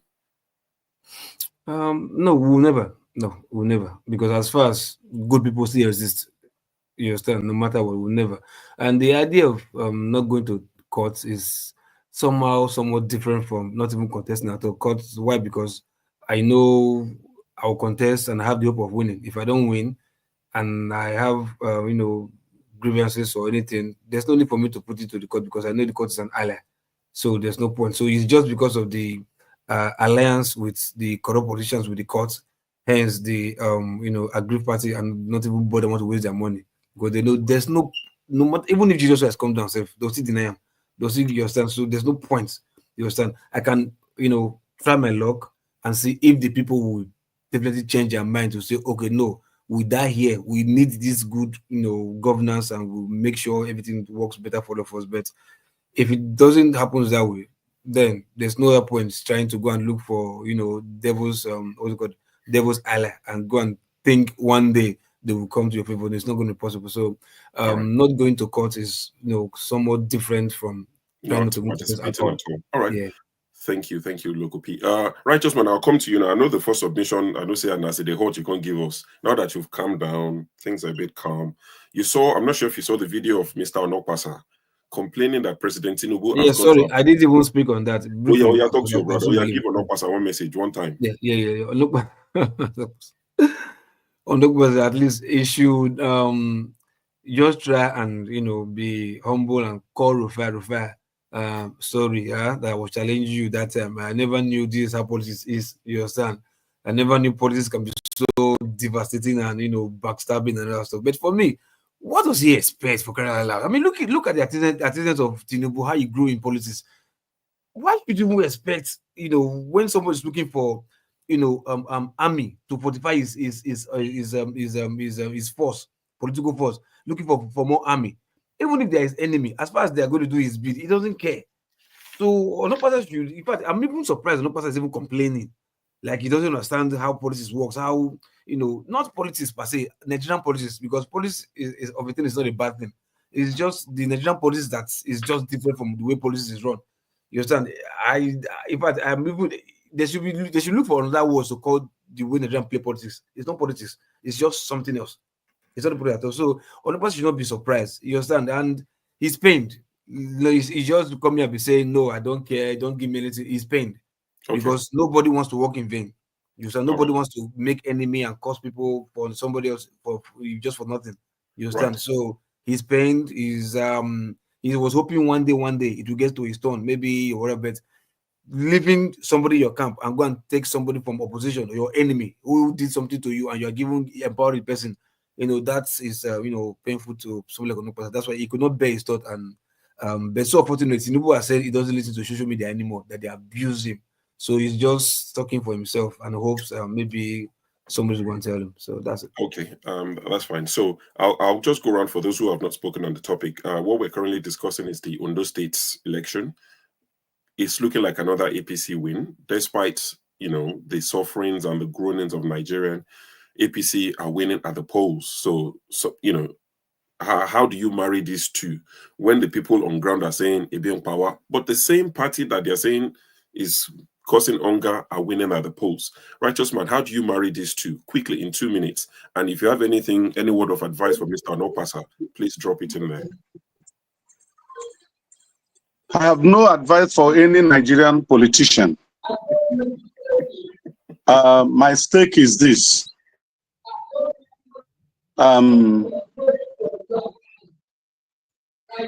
There was one English language I heard from my father used to quote it when we were growing up, that Zeke spoke. He said, broken bottle has no metaphoricism. So I heard that English from my father. Each time he wants to, describe a situation, he will tell you broken bottle. If that situation is out of hand, he will tell you, Zeke said, broken bottle has no metaphoricism. You see, the issue of Nigeria, unless we choose to deceive ourselves, of which I believe that intentionally or unintentionally, Nigerians have chosen to deceive themselves. The Nigerian masses are not voting for whoever you think that is winning the election. The election is predetermined by the political class in collusion with the judiciary. That's what I'm saying. I voted in the last election. I took risk. I nearly lost my life because the Agberos came there with cutlass and gun and everything. I have to call the radio station. I was reporting live to them what we were passing through. They brought acid and people ran for their life. And at the end of the day, they declared what they want to declare. Look at the Edo election. You think that the Edo people really vote? What INEC gave them was what they voted. Did you not hear that 2 result sheets during the same serial number was used to announce election? One was against APC, the other one was won by PDP. Have you not heard of it? So the issue of Nigerian election, the Nigerian state had been hijacked, captured by those people who think they own this country, and they decide the army is in their hand, the custom, the immigration, the police, the self-defense, all military apparatus is in their hand. They decide, the court is in their hand. They decide what happened to you. If you talk much, you get missing. And when you miss, even in this platform, nobody will remember whether you're existing again or not. So I've asked, why is it that we can't call for constitutional conference to resolve and restructure Nigeria?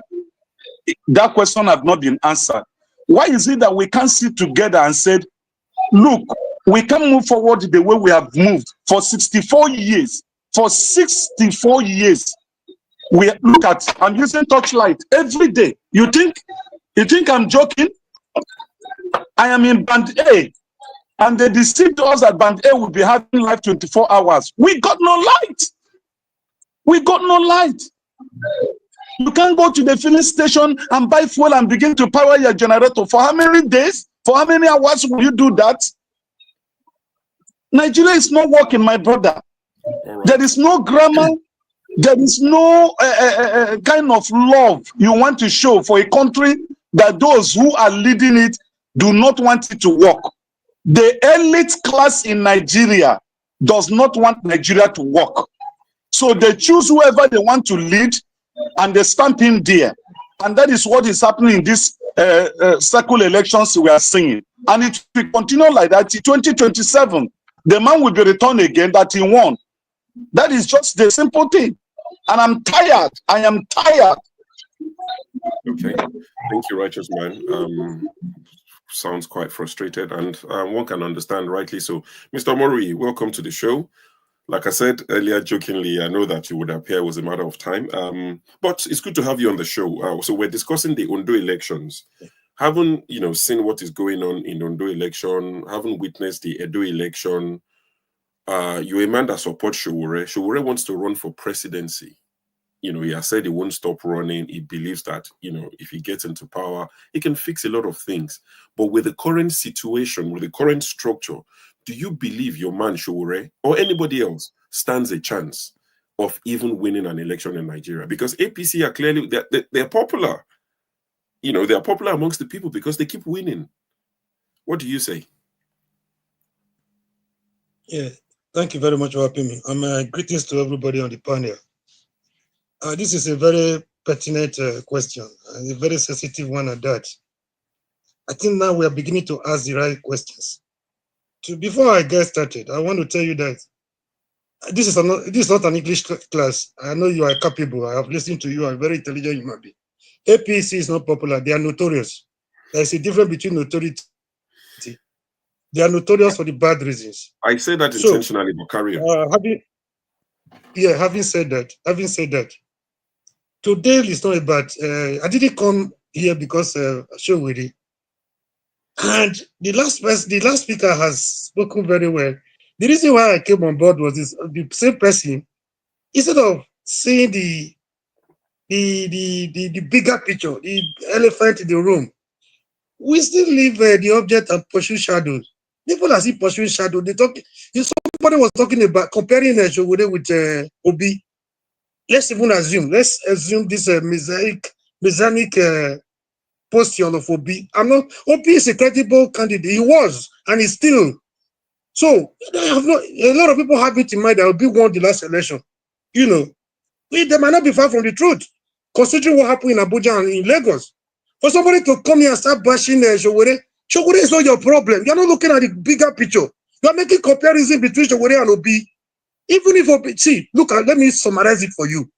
Even if Obi gets 30 million, with the arrangement of grant, with the institutions of grant, he goes nowhere. The earlier you get this picture, the earlier you get the question, the moderator is asking, the better for all of us. And you said Sowore has no strategy, and you didn't come up with one of installing Obi if Obi gets more vote than he got the last time. You see the last picture in Edo, they declared. I've not been watching Ondo. I wasn't feeling too strong, so I'm not following Ondo's election. I'm not going to follow 2000. I'm not for 2007 election because I've already know the result. They declare Ondo election result in Edo. They declare 2000. They tell you the pattern they're going to go. You are here comparing Shogure with Obi. I mean, people are not getting the question. The people leave the object and still pursue shadow. See, all of let's everybody queue behind Obi. With the arrangement on ground, he is not going to make it. He's not going to work. This is the bigger picture. This is the bigger elephant in the room we have to deal with. Somebody here comparing Shogure has no strategy. Shogure is this, Obi is this. He did it in Anambra State. The court that assisted the court Obi dealt with in Anambra to regain his mandate or to come back from the impeachment. It's not the Nigerian court you have today. The what you have today is a case of an armed robber taking your asset from you, taking your money, taking your cash from you. He's telling you to go to court where another armed robber is waiting for you. You're not getting the picture. You compare it between Obi and see, with the arrangement of grant today, I don't want to mention Jesus Christ, so that people will not accuse me of blasphemy. The best man in the world comes to Nigeria today to contest election. With the you are not getting the greater picture, the state capture and the mafia behind the scene. This is what you should get and start thinking of. What do we do? What do we do? In any election under Mahmoud or somebody like Mahmoud, with Obi, people that are better than Obi 100 times, or put Obi character, Obi's credibility, multiply it by 1 million. He goes nowhere with the arrangement of ground. Obi, Shogure is not your problem. The earlier we start dealing with the issues on ground, the better for all of us. You see, I don't know what to say. I raised the question last in our last discussion.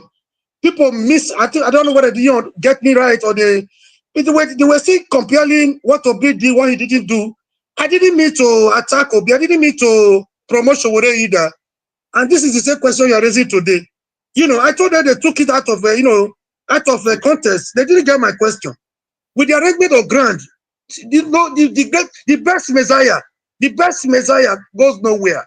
And I think this is the question you are raising. I think that was what Righteous Man was trying to, deal with too. Not comparing between Shogure and Obi, who is better and who is not better, who has strategy and who has no strategy. No strategy can outsmart this mafia you have on board and his gang of thieves. The earlier we start thinking of what do we do if you go into election, our plan B, if you must go. For me, don't conclude that Shogure will run. Shogure might not even run. With the way Shogure is talking, Shogure knows what is on ground, but he has tried, I think, three times already. I believe the third time, 2019, 2023, 2020. Shogure is not as foolish as people think he is. He knows so much about Nigeria because we have come a long way in the trenches together. Shogure has been fighting for Nigeria, the same problem Ojuku fought for. They are still with us today. Nothing has changed. So, Shogure knows a lot of things happening in Nigeria. He was on the sideline trying to criticize. At a point, he felt that they were not moved. The essence of forming Sahara wasn't just for monetary gains. He had a mission. He had a lot of things he did through Sahara, revealed a lot of things about the Nigerian nation. He discovered they were not moved. The more he was revealing, the more they were getting stronger. They were even making money from it. The mainstream media, we are even making money from Shogure's revelation and discoveries. He said, let me join. The risk he took leaving America. He was already on a blacklist before he left America to go join the Nigerian political. When people come here to just, castigate Shogure, they just talk to Shogure as if he's, they talk to Shogure anyhow. They don't know the risk that guy is taking. People, see, I said one day, in one of our, incarcerations, when I left Zone 5 office, SIB Bini, instead of going south, I was going north because I've lost my orientation. So most of us has come a long way. So as if we don't know what we are dealing with. Instead of here coming with what we can do, people are still making comparison, unnecessary comparison that will not take you anywhere. It's not about Obi and Shogure who is better. It's state capture is what we are dealing with. So if we must go into election, which I don't subscribe to, our plan B, as Obi was winning everywhere the other day, our plan B that if they make any mess or they try to repeat what they have been doing, have the plan to hit the street or to cause commotion in that they are any. The reason why I just came here, if you're with it, you cannot take this one away. I know you would. I'm not here to deal with the credibility or otherwise of Obi and show with it. If you must go into the 2027 election, which is the mindset of the man that was castigating Showere, for lack of a strategy, have plan B with you. That as Obi was winning the other time, he must not go to his house and sleep at 2, 3 a.m. He must be ready to be there with them in the hall, and if with a full soldiers surrounding that building. So as they are manipulating the result, they will be hearing what is outside. They should be known that they are not coming out of that room alive. Thank so you, they must be ready to have plan B to do the extraordinary. If you must, if a winner must emerge, it's not just about credibility of Obi, qualities of Obi alone. It will not help you in 2027. You are making a mistake. It's delusional. What is his plan? Thank you very much. Thank you for your submission. To those who wanted me to cut Omori short, the reason why, as moderators, there's things we look at. So Omori has a totally different idea to most of us. So when 8 people are leaning towards one side, and you have one person speaking for something totally different, you tend to give them more time. That's the way we handle it, because there's no point listening to 9 people who are saying similar thing. If you give them 2 minutes each, that's 2 times 9. And you've only given somebody who is saying something on the other side just 2 minutes. So when we moderate, that's what I said at the beginning, please let me moderate. There's a method to this madness. We know what we're doing. At least trust us that we know what we're doing. John, you look bored, you're yawning. Your fault? Sure, please. I'm not feeling too well today. So. Oh, no. Yes, sure, please. I want to go for lunch. Can you give me 1 minute to respond to my brother Omori? If you not respond to him, because if we want to respond to you, just give your final submission and I would take you out in 1 minute. Your final submission is fine. Go ahead.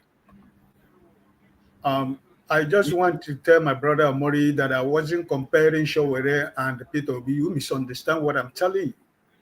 I didn't come here to make comparison, but I'm stating the obvious and the facts. So the point is that there is no emotion attached to what I said. And what I said, that it is factual, is the truth. And also, I want to remind all of us that you're muted. It's not the truth. It's your opinion. It's not the fact. It's your opinion. Your opinion is free. You're muted. You're muted. I didn't mute you. I'm not sure what happened. Life itself is a risk. Right. If every one of us here begin to tell you the risk each and every one of us are taking in our lives, maybe we are not going to have any other discussion in the next 6 months. So life itself is a risk. Okay. So everybody has taken risk in life. But the thing is that what kind of risk have you taken? And the risk you took, was it for your own selfish benefit or for the benefit of others? Those things are risk. So I just want to state clearly before I leave. I will come back later that I wasn't comparing. I was just stating the obvious and the fact. Okay. God bless you. Thank you, Uncle Ike. There will be another show hosted by Forefathers as soon as I round off in the next 45 minutes or thereabout. Okay, thank you. John, welcome to the show. I think I've seen you in one of the shows I've watched lately. I don't think we've been on the same panel, but good to have you with us. You've listened to the conversation. So we're discussing Ondo election. And not just, so when I discuss these things, I'm not just looking at Ondo. I'm looking at the trend. Edo, Ondo. The president said, do you want me to give you Edo State? They said, yes. He gave it to them. Now, Gadoji said, the template is ready. We've done it in Edo. We'll do it in Ondo. It looks like they are doing it. So is there any point in contesting going forward? If there is, what can be done? What do you think will be the steps to take for the opposition? If you're advising the opposition, what should they do going into 2027? Thank you. That's a very beautiful topic you brought out. There is no point contesting for an election. It's like going into a match where the referee is going to cheat. There's no point participating in such game because the outcome before, no matter how well you play, right? The election is going to be rigged. You see, Nigeria's problem, right? we have to talk about the electoral process. It is highly faulty. And with such faulty system, you can never make any progress. If we like, let's do the next 2000 elections. We can never get it right, except we fix what propagates the voice of the people. If you look at countries like US, right? Even if you bring the most wicked person to rule United States of America, the laws and the system in place would make that evil person do good things. The same thing can be said for Nigeria. If you bring the most righteous man to rule Nigeria, the system would always make that person do evil. So if we are not going to fight the system, there is no point risking our lives going to vote, because you and I know it doesn't count. And if we do the same thing over and over again and expecting a different outcome, then that is madness. So let us fix the system, fight to fix that system. If the system is not fixed, there is no point risking your life to vote. And how do we fix the system is the next question. There are always examples in this world that we live in. We can always pick countries that are doing well and emulate what they are doing. You can see how they've embraced technology. There is nothing like paper. You vote, you see the result in real time. Once we have such system, then we'll have the confidence to vote. If you don't have that system and you know is the highest rigor that will win the election, there's no point. That's madness. So we can't expect Nigeria to get there, the Nigeria of our dream, to get to that destination that we want and we know we are capable of. We can't expect that to happen operating under this crazy electoral process where one man, after they vote, one man will just say, oh, this is the winner. If you don't like it, go to court. And what we do is, 2027. After 2027, we will hear 2030. Don't worry, 2031, we go again. That's madness. So thank you. All right. Thank you very much. I've just seen the news. I'm not sure. Today's the 16th. So this news is from today, and it's saying the headline from so many dailies in Nigeria. Business Day, PM News. INEX Beavers machine fails to capture faces of old people in Ondo State.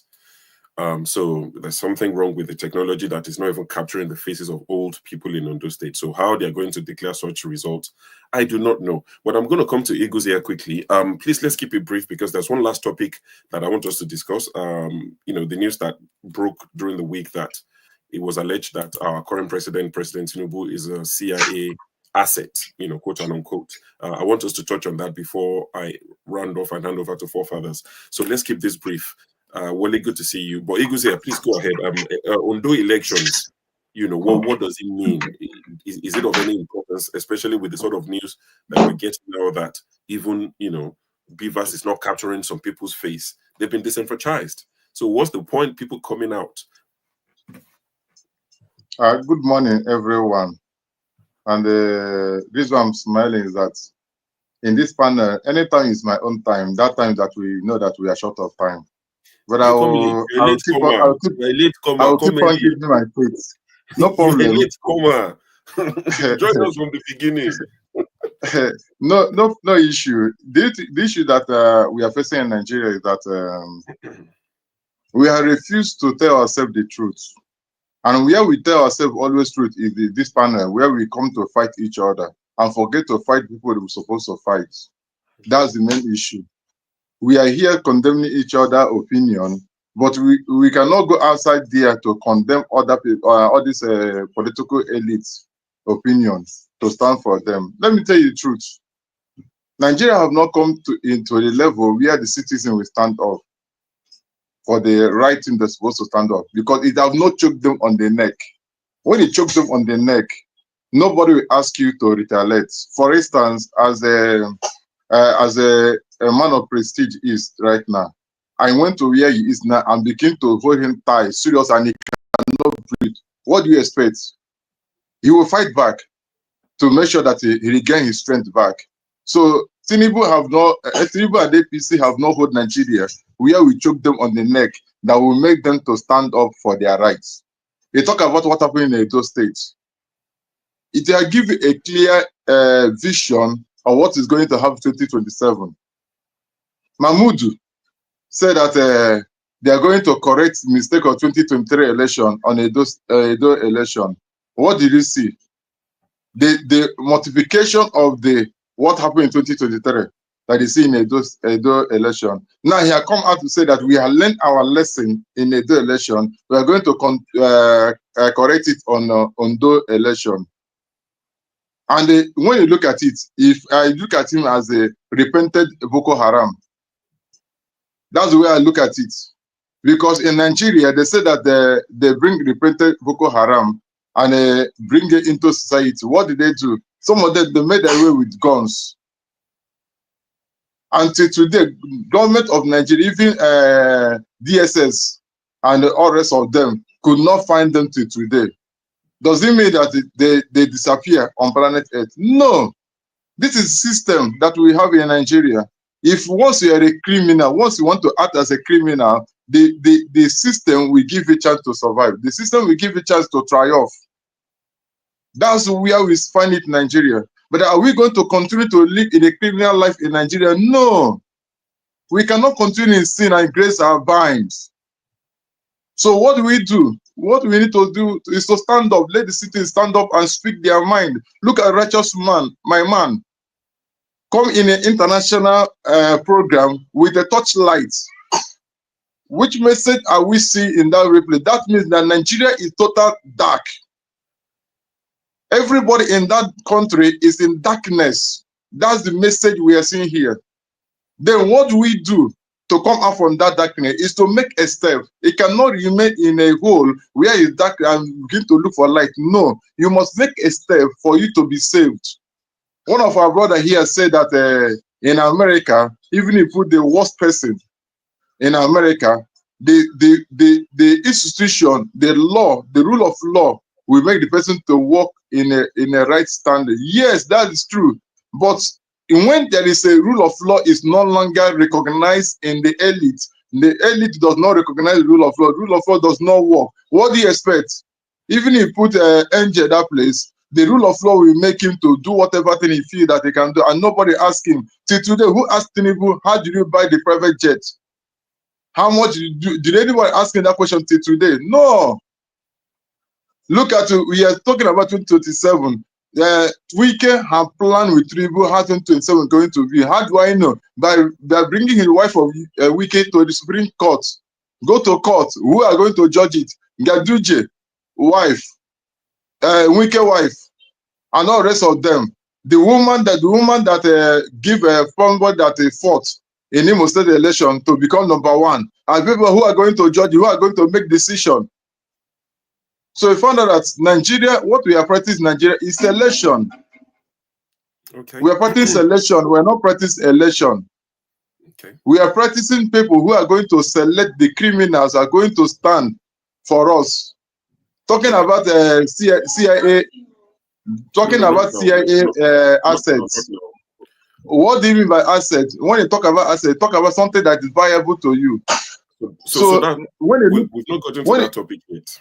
We'll get to that. Okay. We'll get to that. So in my own total submission, is that let Nigeria stand when they feel that they can stand and fight what belongs to them.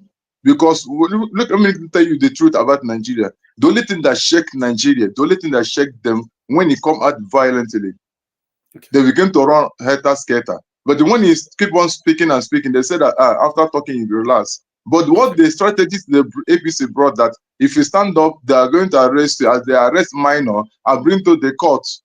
So that they want to use these people to begin to put fear in people who want to stand, and which is very bad. And there's no way, if everybody want to go to heaven, nobody want to buy. All right, thank you. That's the issue. And when they want to go to heaven, stand up to buy so that you get to that heaven. Thank you. Thank you. Thank you. And I'm sure you agree that was more than 2 minutes. Okay. It might feel like 2 minutes to you, but was well over 5 minutes, just to let you know that, there's no discrimination. It's just that when we have 3 people on the platform, I can't give them 2 minutes each. But when it's 10 people, that's why I said moderators have a job. And we've asked a few people to come and moderate and see how they will manage it. It's going to be quite interesting. A lot of people have turned it down, but let's go to... Oh, Chim. Hello, Chim. Hi, Phil. How are you doing? I'm well, thank you. Good to see you. Good to see everybody. Sorry, I came back home late last night, so I've been sleeping. I woke up now to see you guys have gone far. What are we discussing now? Which one? Leave that to man of. Don't take man of prestige. Don't come and take man of prestige. Don't come and take his mantle. If you are not listening, go to the backstage and go and listen and come back. Go to the back. I want to be sure which one we are on. So quickly, we're discussing Ondo elections. It looks like APC are winning. I intentionally said APC are popular, not because I'm stupid and I believe that, but I'm just saying that because, on one hand, the people are complaining that the suffering is much, but every election, APC are winning. So you begin to wonder what exactly is going on. What's the way forward? Because a lot of people, you'll be surprised, 2027, you might see a lot of voter apathy. How do we avoid that? How do we mitigate that now that we have like 2 years or 3 years before 2027? And also, Mr. Onokpasa has come out to cry. Rufai's friend, he's come out to cry that how can the President Bola Tinubu, appoint one of their sworn enemies in Daniel Bwala to replace Ajuri Ngelale? Okay. Quick one. Let me just greet Man of Prestige. Long time. I can see you're okay. I'm happy to see your face and that you have accepted the outcome. That's the spirit of sportsmanship. So thank you very much, but you people are making me blush. So as for the Edo and Ondo election, I don't know. Honestly, do I really have anything to say? Yes, APCs, I agree with you. Can I disagree with you that APC is not popular? APC is very, very, very, very popular. So, and they deserve to win all the elections. In fact, I'm waiting for them to win Abia State come the next cycle. That's 2027, right? They will win everywhere. They will win. They are working very hard. We can see what they are doing. I mean, you saw the video from the National Security Advisor on the progress they are making. You can see the economy is rebounding. People are praying for the Naira not to get to be 10,000 Naira to $1, and the heavens are hearing. Those are their spiritual fathers are working. They are working in the political sphere, social sphere, judicial sphere. So it's only honest for Ondo people to say we don't want to be left out of this wonderfulness that is happening to Nigeria. So yeah, I think they deserve to win. How do we stop it from happening? If INEC decides to stop rigging for them, then maybe, but this is not to suggest that they rigged the election. I don't think they rigged the election. I think they won. They campaigned very hard. They've been delivering the dividends of democracy in Ondo. We can see all the flyovers that have been built. People have been empowered. The economy is doing so well. In fact, the place to go and invest right now is Ondo State. So it's a good reward for an Ondo government, APC government that has already performed. So it's only common. It's only okay that if the electorate are receiving the dividends of democracy, they don't want to switch to an unknown. So yeah, I think to that extent that is well. Then coming to what's the other question on Okpebholo? Okpebholo is right. Okpebholo. Call my friend's name properly. I apologize. I seriously apologize. Mr. Let me tell you guys, I told somebody that Bwala was a mole in PDP, and they didn't believe me. I told them, I said, Bwala is a mole. He came to get information and give them on the other side. How do you leave a party where you were given good position? Did you see that he was elevated before that election? And then he left and said he was leaving because of Muslim ticket. And everybody bought it. An average Nigerian politician, an previously unknown quantity that has been given national prominence. And then we'll just leave the ruling party and move to an unknown PDP that was decimated by Peter Obi going to Labour Party and everybody bought it. The guy was a mole. He has fulfilled his purpose and then quietly waited gradually and then came back in. He has gone home. And you can see he's been rewarded for a job well done. My problem is to people like you, show. When are you going to run for office so that the next contract on how to digitize Nigeria, you will give it to me? Because I need to digitize Nigeria. And I can't do that if you don't get into office and give me the contract. And don't say you can't give me the contract. Wike has told you that will he leave his friends and give his enemies contract? So please, forefathers, you two, you're hearing me now. When are you guys going to go and run for office so that you can give me those contracts? Wait. We don't have to run for office. You know the accusations. They are loud and they are in the open. Forefather is the number one accused person. I've seen one or two people accuse me. Forefather works for DSS. He works for the government. What's wrong if Forefather works for DSS? When he finally goes back home and they appoint him and he does untoward to all of us, then he can say, sure, Como, special advisor to forefathers or whatever matters. So, my brother, I think the only place I will agree with the Eagles is just to sum it up. We saw what happened in the American election. And let's be honest, irrespective of what we might say about the two candidates, and this is me not being biased. Kamala Harris ran her own campaign the way she wanted to run. Trump ran his campaign the way he wanted to run. The system responded to who they wanted. Simple. And you know that America doesn't have an INEC. People don't seem to remember this. America doesn't have an INEC. American elections are run by the states. It is the states that run an election. So a sitting governor can be governor of an opposing party, and his people will vote against his own presidential candidate. Pennsylvania governor is Democrat. But who won Pennsylvania? Donald Trump. So where I'm going to with that as a closure is, until our people and the umpire decide they want to let the will of the people to be, we will keep being in this circle. There are people who don't agree with Donald Trump. There are people who voted AOC and voted Donald Trump in New York. They asked them, if AOC did it herself, nobody told her. She went to ask her constituents, how come you are voting for me, or you voted for me and you are voting Donald Trump? I have the reviews. The woman came out openly. She's a Democrat to say this is what they were saying. People were saying, yes, you're doing a good job in the Congress on our behalf, but this guy at the national level is the person we think will do a better job for us. So that's why we gave you your seat back and gave him the presidency. So the day Nigerians decide they want to have a system where I keep saying it here, it's about your interest. And most times, especially right now, is economic. There are people who will say, you know what, yeah, I like DEI, but you know what, DEI won't put money in my pocket. Let me go to this person who is going to improve the economy for my pocket.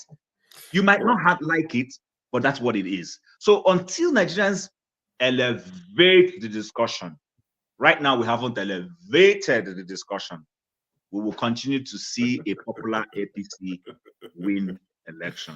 I had to do that evil laugh. You're elevating the conversation. You like Wahala. I would say nothing. I'll just leave it at that. Soli, you seem very popular in the comment section. A lot of people were shouting you out as soon as you walked in. Nice to meet you. We're discussing Ondo elections, the implication of APC winning another election, despite the suffering in the land. Wale, I see you. Will bring you back in a minute. It's just that I think your camera went off. That's why we took you out. But we'll bring you back in a minute, Wale. But Soli, so this Ondo elections, how do you see it going? If APC wins, what does that say to you? And what does that say to Nigerians? Well, it says that nothing has changed. Sorry, I've been told to address you as Comrade Soli. Sorry, I plead your forgiveness, Comrade Soli. No, I'm popular because I used to say some things that people find outrageous. People don't like the truth. Okay. So if I say something that, for example, I'm from Ekiti State, right? I said, my state people, I know they are going to sell their votes. People started going out in outrage, saying, how can I say that? What do I mean? So people cannot make the right decision. And that's going against me. It doesn't make me look good. It doesn't make my people look good. But I've witnessed so many elections. Sorry, Suli, but are you sure they sold the election? They didn't sell it though. Don't No, they accuse sold them it on of- credit. They didn't get the sold money. that They did it on credit. sold that But carry on, Suli. So, you know, when I say it about another tribe, people now say, oh, I'm tribalistic. So the people don't like the truth. Ondo people, they will sell their votes. You know, you come here, you have all the information, you have internet, but majority of the people who vote listen to radio. They don't listen to internet, they don't have phones, they don't have all this suffering you're talking about, they just think it's the regular suffering. They don't know it's Tinubu that is causing it or it's APC that is causing it. Until we can penetrate these people by radio level, which is almost impossible because you need to get radio license. And if you do illegal radio, they will be able to track it. It's not like before. So nothing is going to change until that older generation is wiped out, which is going to take years. We've already lost. The people that have information, if they can stand up and stand out and fight, go to every poll unit, scatter the spots, you have to map it out. If you really, really want change, you have to put in the work. People think that APC don't work. People think that Tinubu don't work. They just wake up one day and they decide to just scatter. No, they strategize. I see these people, they plan, they strategize. How can somebody be planning and strategizing against you and you sit down there and you expect them to one day wake up and do better for you?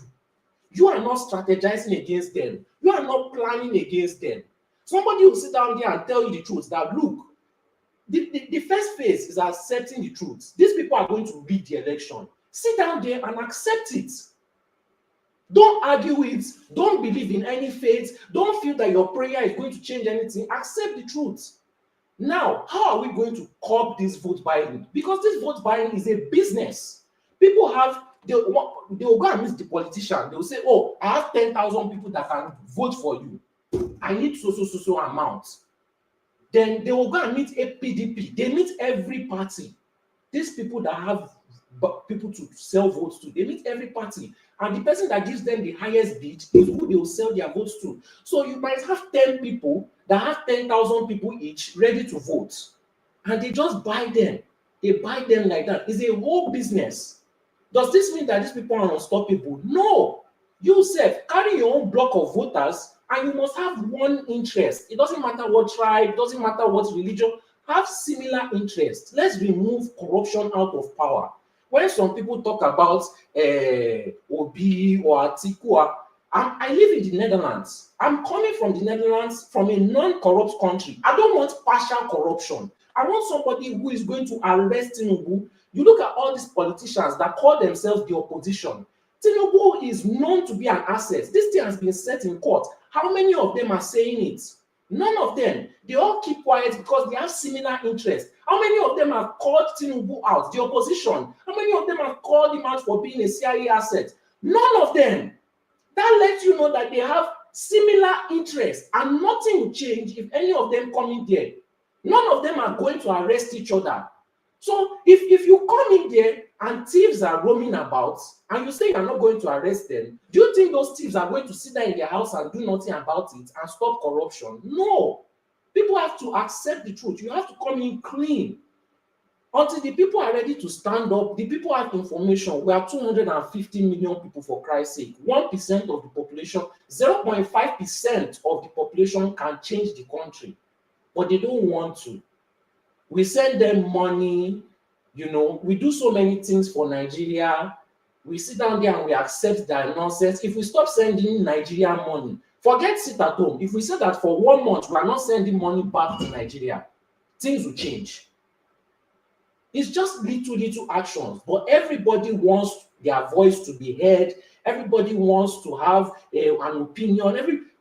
For once in our life, let us all agree to one single thing. Let's start there. But people are not going to do it. So these old people, you see them, they are selling their votes in Ondo State. You know, they say your votes don't count. If your votes don't count, why are these people disorganizing the place? Why are they stealing the ballot paper? Why are they buying votes? If your vote does not count, why are they buying votes? Why are they wasting such money? You have to ask, or do you think if your vote don't count, why will I waste money and buy votes? You know, your vote counts. You just have to be as aggressive as your oppressors, because nobody has monopoly over violence. If you are this aggressive as APC, you have to counter them double. But you won't go around start shouting, "Oh, we're coming for you. We know that you are going to win." But you are just letting them do. Does APC announce that they are going to buy votes? Does APC announce their plan? You are announcing your plan, you are shouting, you are telling everybody you are going to fight. They say, "Edo no be Lagos." This one, what happened to Edo? You shouted, you ranted. So the people are not ready. We don't have similar interests. We don't have one interest, you know. So the older generations are the voters. The younger generation, they have nobody to lead them. So they are not even going to vote. Thank you, Comrade Solly. After this, I have to add Comrade. They don't need to tell me. I know where you stand. And I saw the picture you had before you put your camera on. So sorry for my camera. I was no, it's fine. It's fine. I'm trying to say, you know, I know you're a comrade. And I agree with the last point you made. Just a feedback for Solly. Solly, you look like you're wearing a mask. I was going to ask, is this Robin Hood? But I now realize is the what's it called? The light, yeah. So I agree with the last point you made, and when you said, you know, APC don't come out to announce they are going to do this, and that, because some of the criticisms that we get on this channel as moderators or, you know, co-hosts alongside Rudolph is we talk all the time. And we've made it clear, abundantly clear, that this channel, no matter how much you say it, it's not going to change. It would evolve, but it's not going to change. The goal of this channel is to present a platform for like-minded people to meet and exchange contact and go and strategize away from the cameras. But people come and complain, "Oh, we talk all the time. We need to be the solution. How do we counter them?" You want to counter them and come and discuss it here. It tells me that you're not even serious. You don't even know what your problem is. But you think we are the problem. No, this channel has given you a platform. Now you've seen Solly. You wouldn't ask for his contact details, his email address, so that you can plan and discuss behind. No. But let's come here. Let's discuss the solution. If we don't discuss it on air, we will die. Everybody wants to be the one that provides the solution on air. That's not the way it works.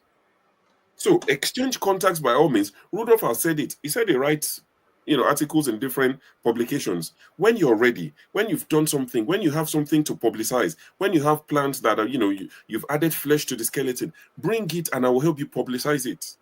But no, this channel, we talk every day. Our job is to talk.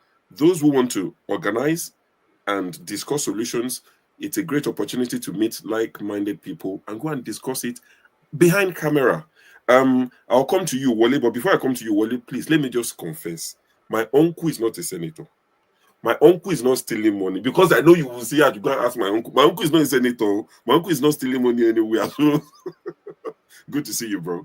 The floor is yours. Can I just counter one thing?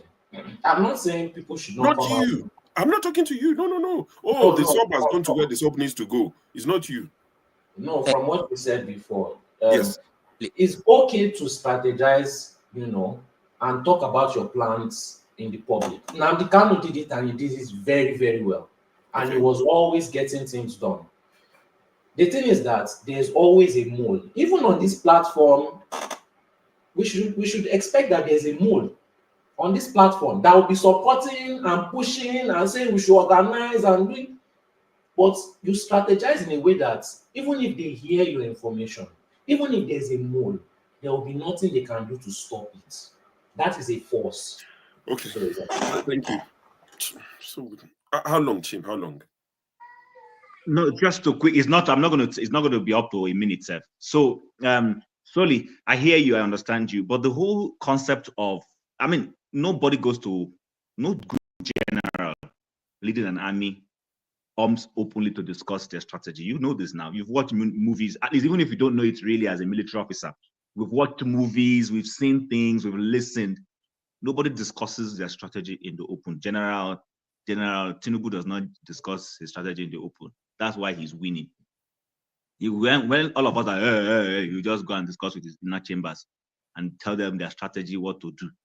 That's why you see that Lieutenant Colonel Simi, I'm intentionally using military terminologies for them, you know, did not come and make comments about how he was going to win local government election, but you saw how he won it, how he checkmated somebody. So I think the lesson in what Show is saying is simple. We will discuss issues in the open, but those nitty-gritties that require the kind of thing you're talking about are not things you discuss in the open. You can't. You dare not do that. If you do that, you're just giving out too much. And I'm assuming those things are serious.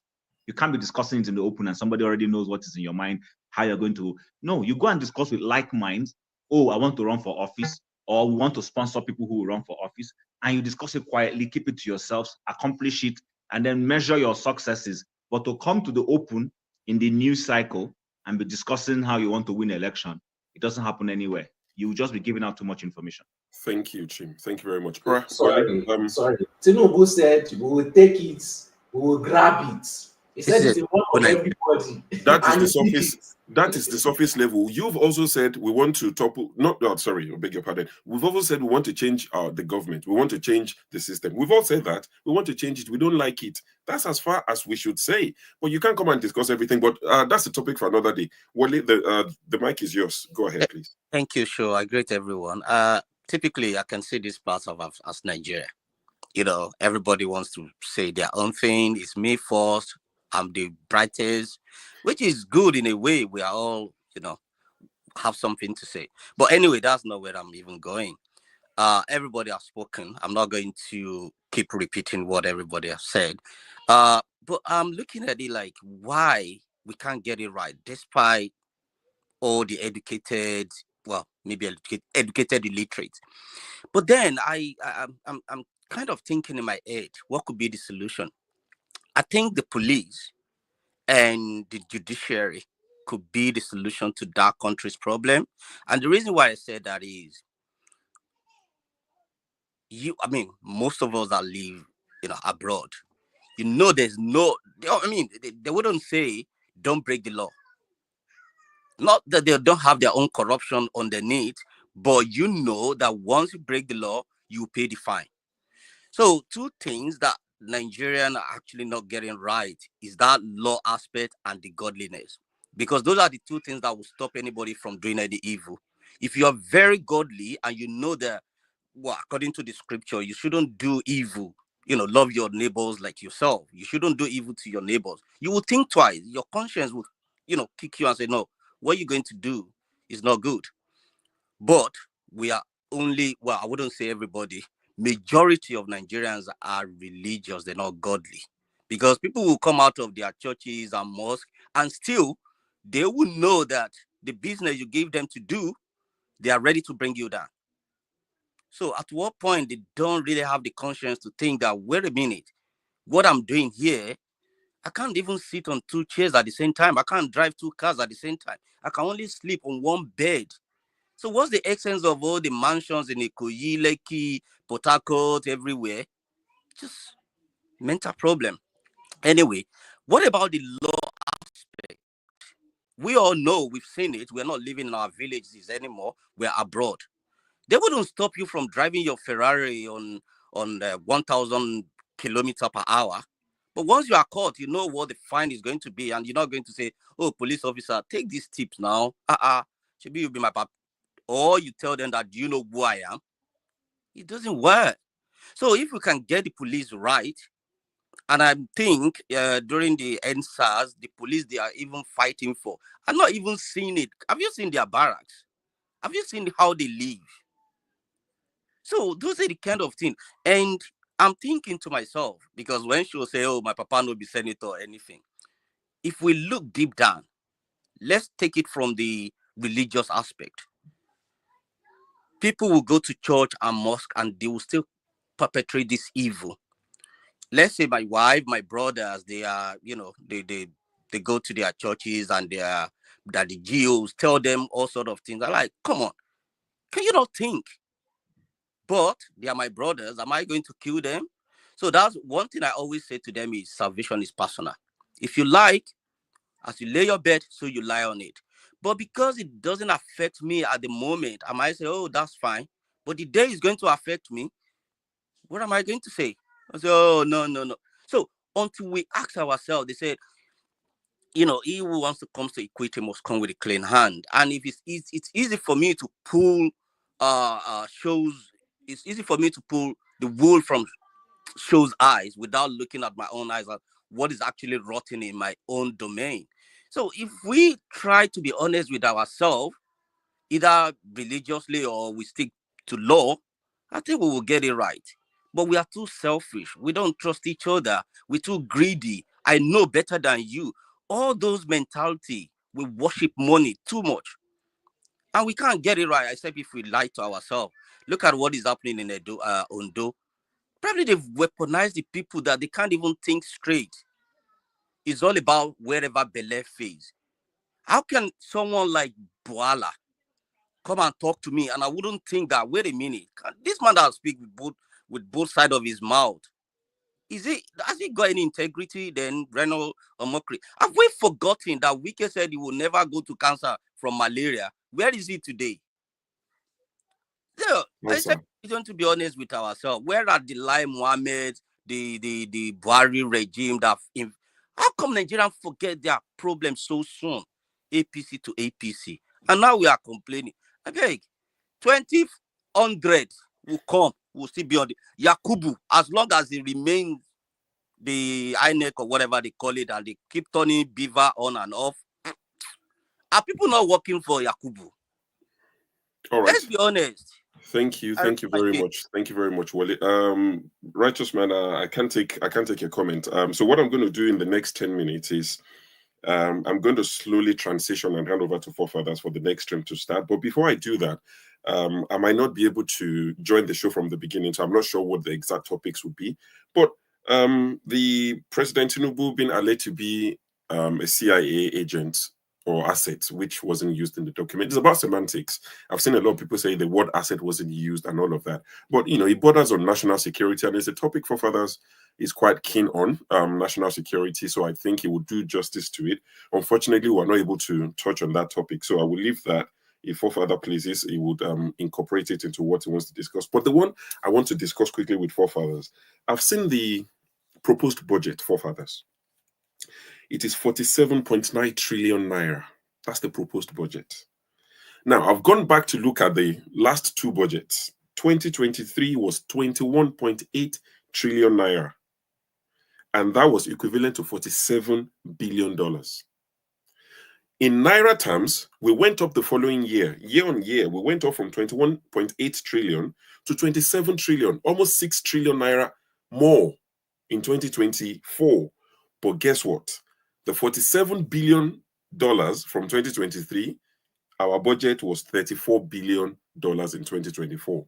So from 47 to 34. Then this coming one, the budget is 48 trillion naira.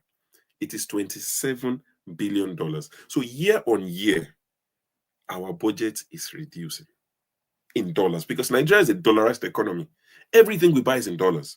The cars we buy for our senators, dollars. The cars we buy for our presidential, whatever, dollars. The houses we build for them, everything is imported, dollars. Everything is dollars. So how do we expect to run the country when how much we are putting in every year is dropping? And even with this 47.9 trillion, there's a 13.8 deficit.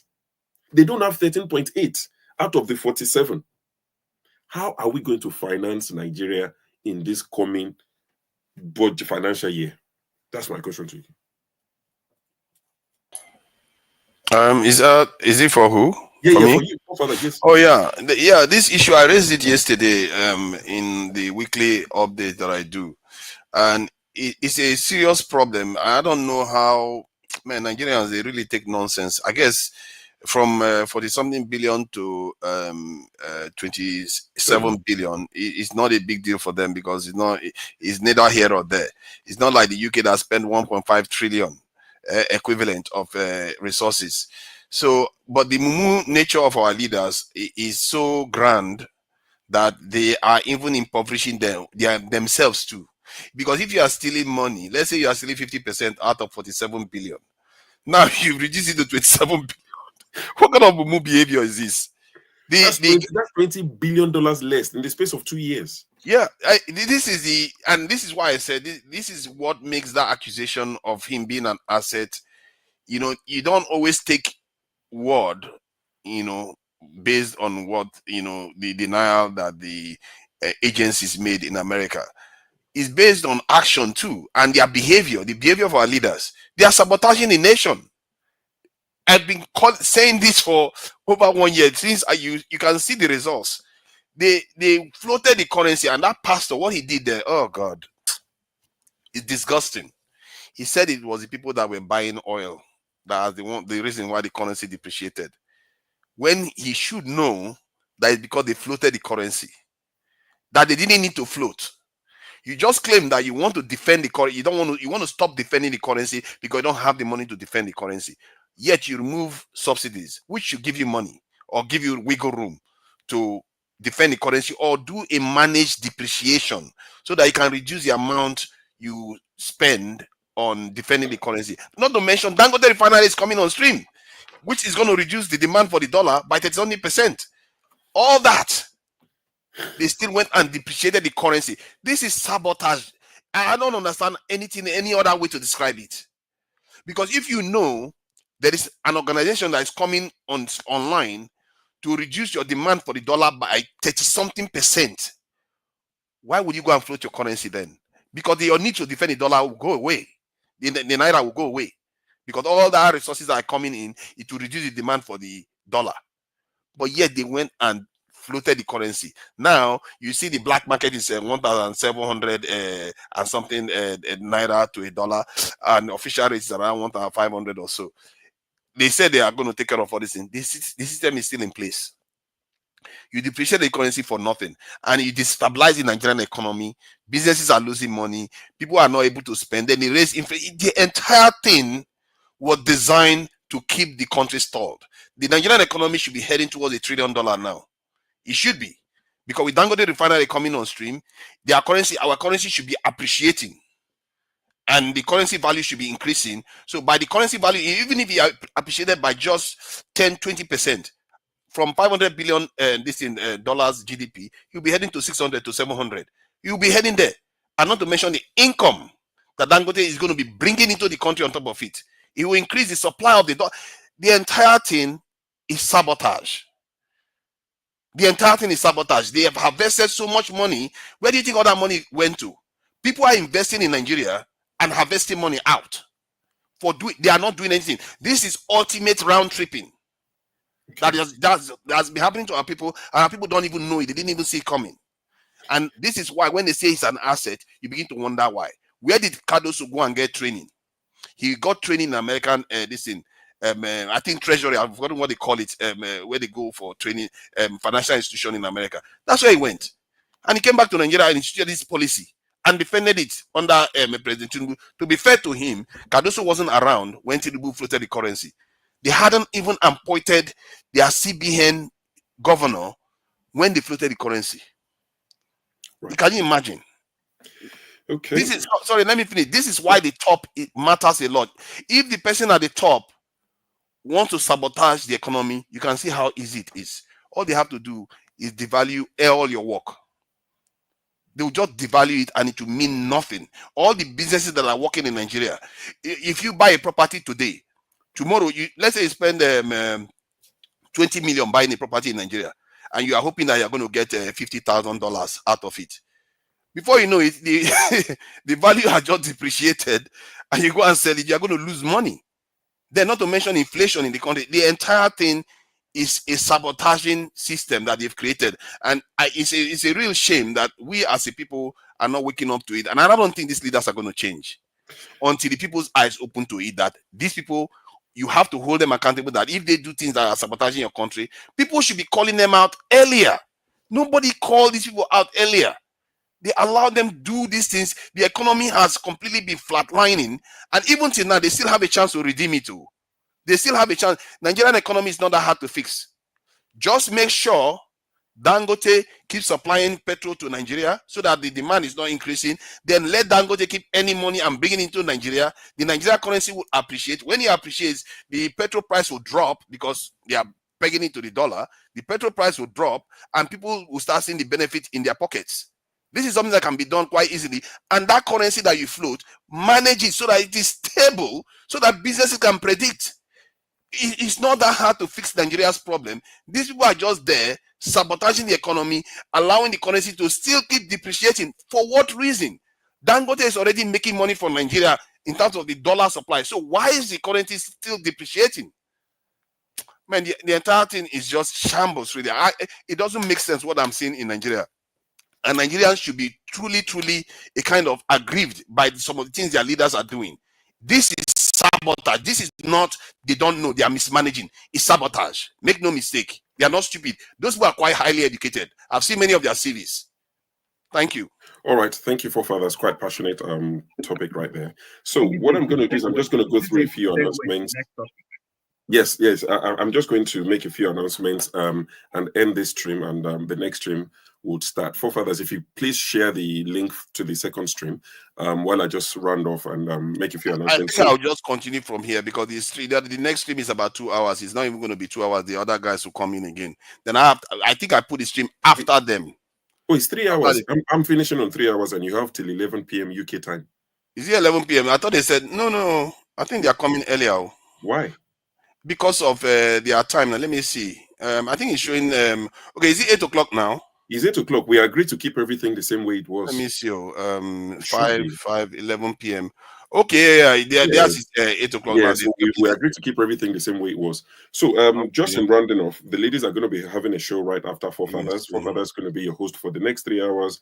Then the ladies are going to be coming to discuss. I'm not sure what the topic is, but I'm sure they would highlight it in the comment section at some point today.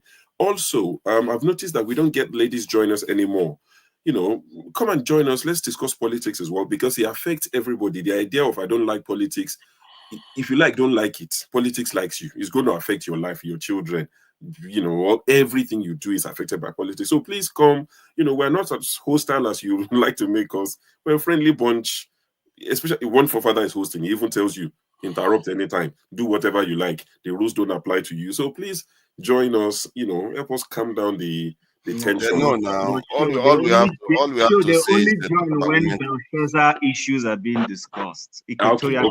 So I'm just imploring the ladies, you know, make time to join us and let's discuss these issues. They affect all of us. Also, Righteous Man said we don't look for anybody even if they disappear on this panel. I disagree. We do ask for our panelists if we don't see them after a while. You know, we do ask, and we support our panelists as well. I know that I have, and I know many other people that have, especially people in Nigeria. We don't buy data now, so we've done one or two. So don't give us a bad name, Righteous Man. Also, please like the broadcast, share, subscribe to the channel. One more time, we'll be moving to Roku Post TV. You can see it top right-hand side of your screen. You can see Roku Post TV. So please subscribe to that, because from January, these shows will be hosted on Roku Post TV. And if you come to Dr. Damages, all you're going to see is Dr. Damages in his lab coat and the satire and the rest of it. Let me end on a positive note. I saw a video and I thought it's quite beautiful. The potential in Nigeria is one of the things that will probably enrage you to think, why are we not making the most of this? But when you think of insecurity, you would understand why people are not buying into this. Watch this video.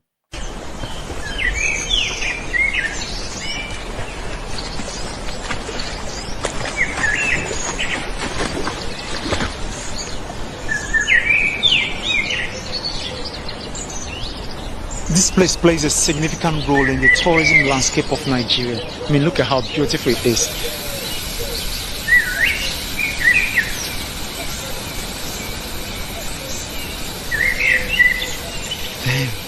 My goodness, look at how crystal clear the water is. So that's Bauchi State. Something there's no money to steal there. That's why. Where is that Yankari Game Reserve? Yes, it's Yankari. So no, it's not even stealing money. I'm just saying, you know, the amount of money we can make from tourism if we, you know, did things like that. You don't I just thought I would play something positive. There is no immediate money to steal in it. Okay, I hear you, but I'm just saying. I want to round off so that forefathers can have the full 3 hours. I'm just saying I decided to play that just to show something positive, so it doesn't seem like it's all negative. That's a recent video. Follow that guy or check him on Instagram. His name is authentic_cyclist. He cycles everywhere in Nigeria and he takes beautiful pictures. He paints Nigeria in positive light. You know, sure, let's go together. That should be encouraged. Authentic. Let's go together. What? I said follow him on TikTok, on Instagram. No, let's go and visit the place together. I didn't tell you I wanted to go. I just said I wanted to show something positive about Nigeria. On that note, I'm going to play Ori Akojade, the withdrawal hymn. Let me find one banger. And thank you all for joining.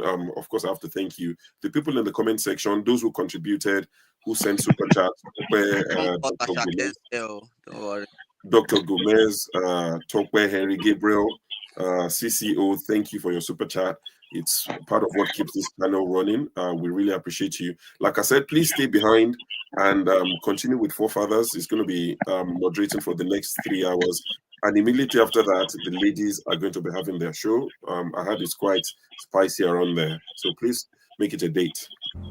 Arise, O compatriots, Nigeria's call obey, to serve our fatherland,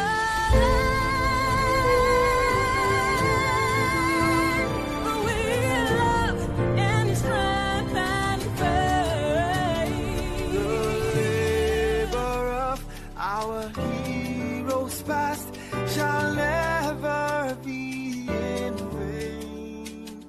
To serve with heart and might, one nation bound in freedom, peace and unity. Hey, that's so. Oh yeah. Arise, O compatriots, Nigeria call obey, to serve our fatherland with love and strength and faith. The labor of our heroes past shall never be in vain. To serve with heart and might, one nation bound in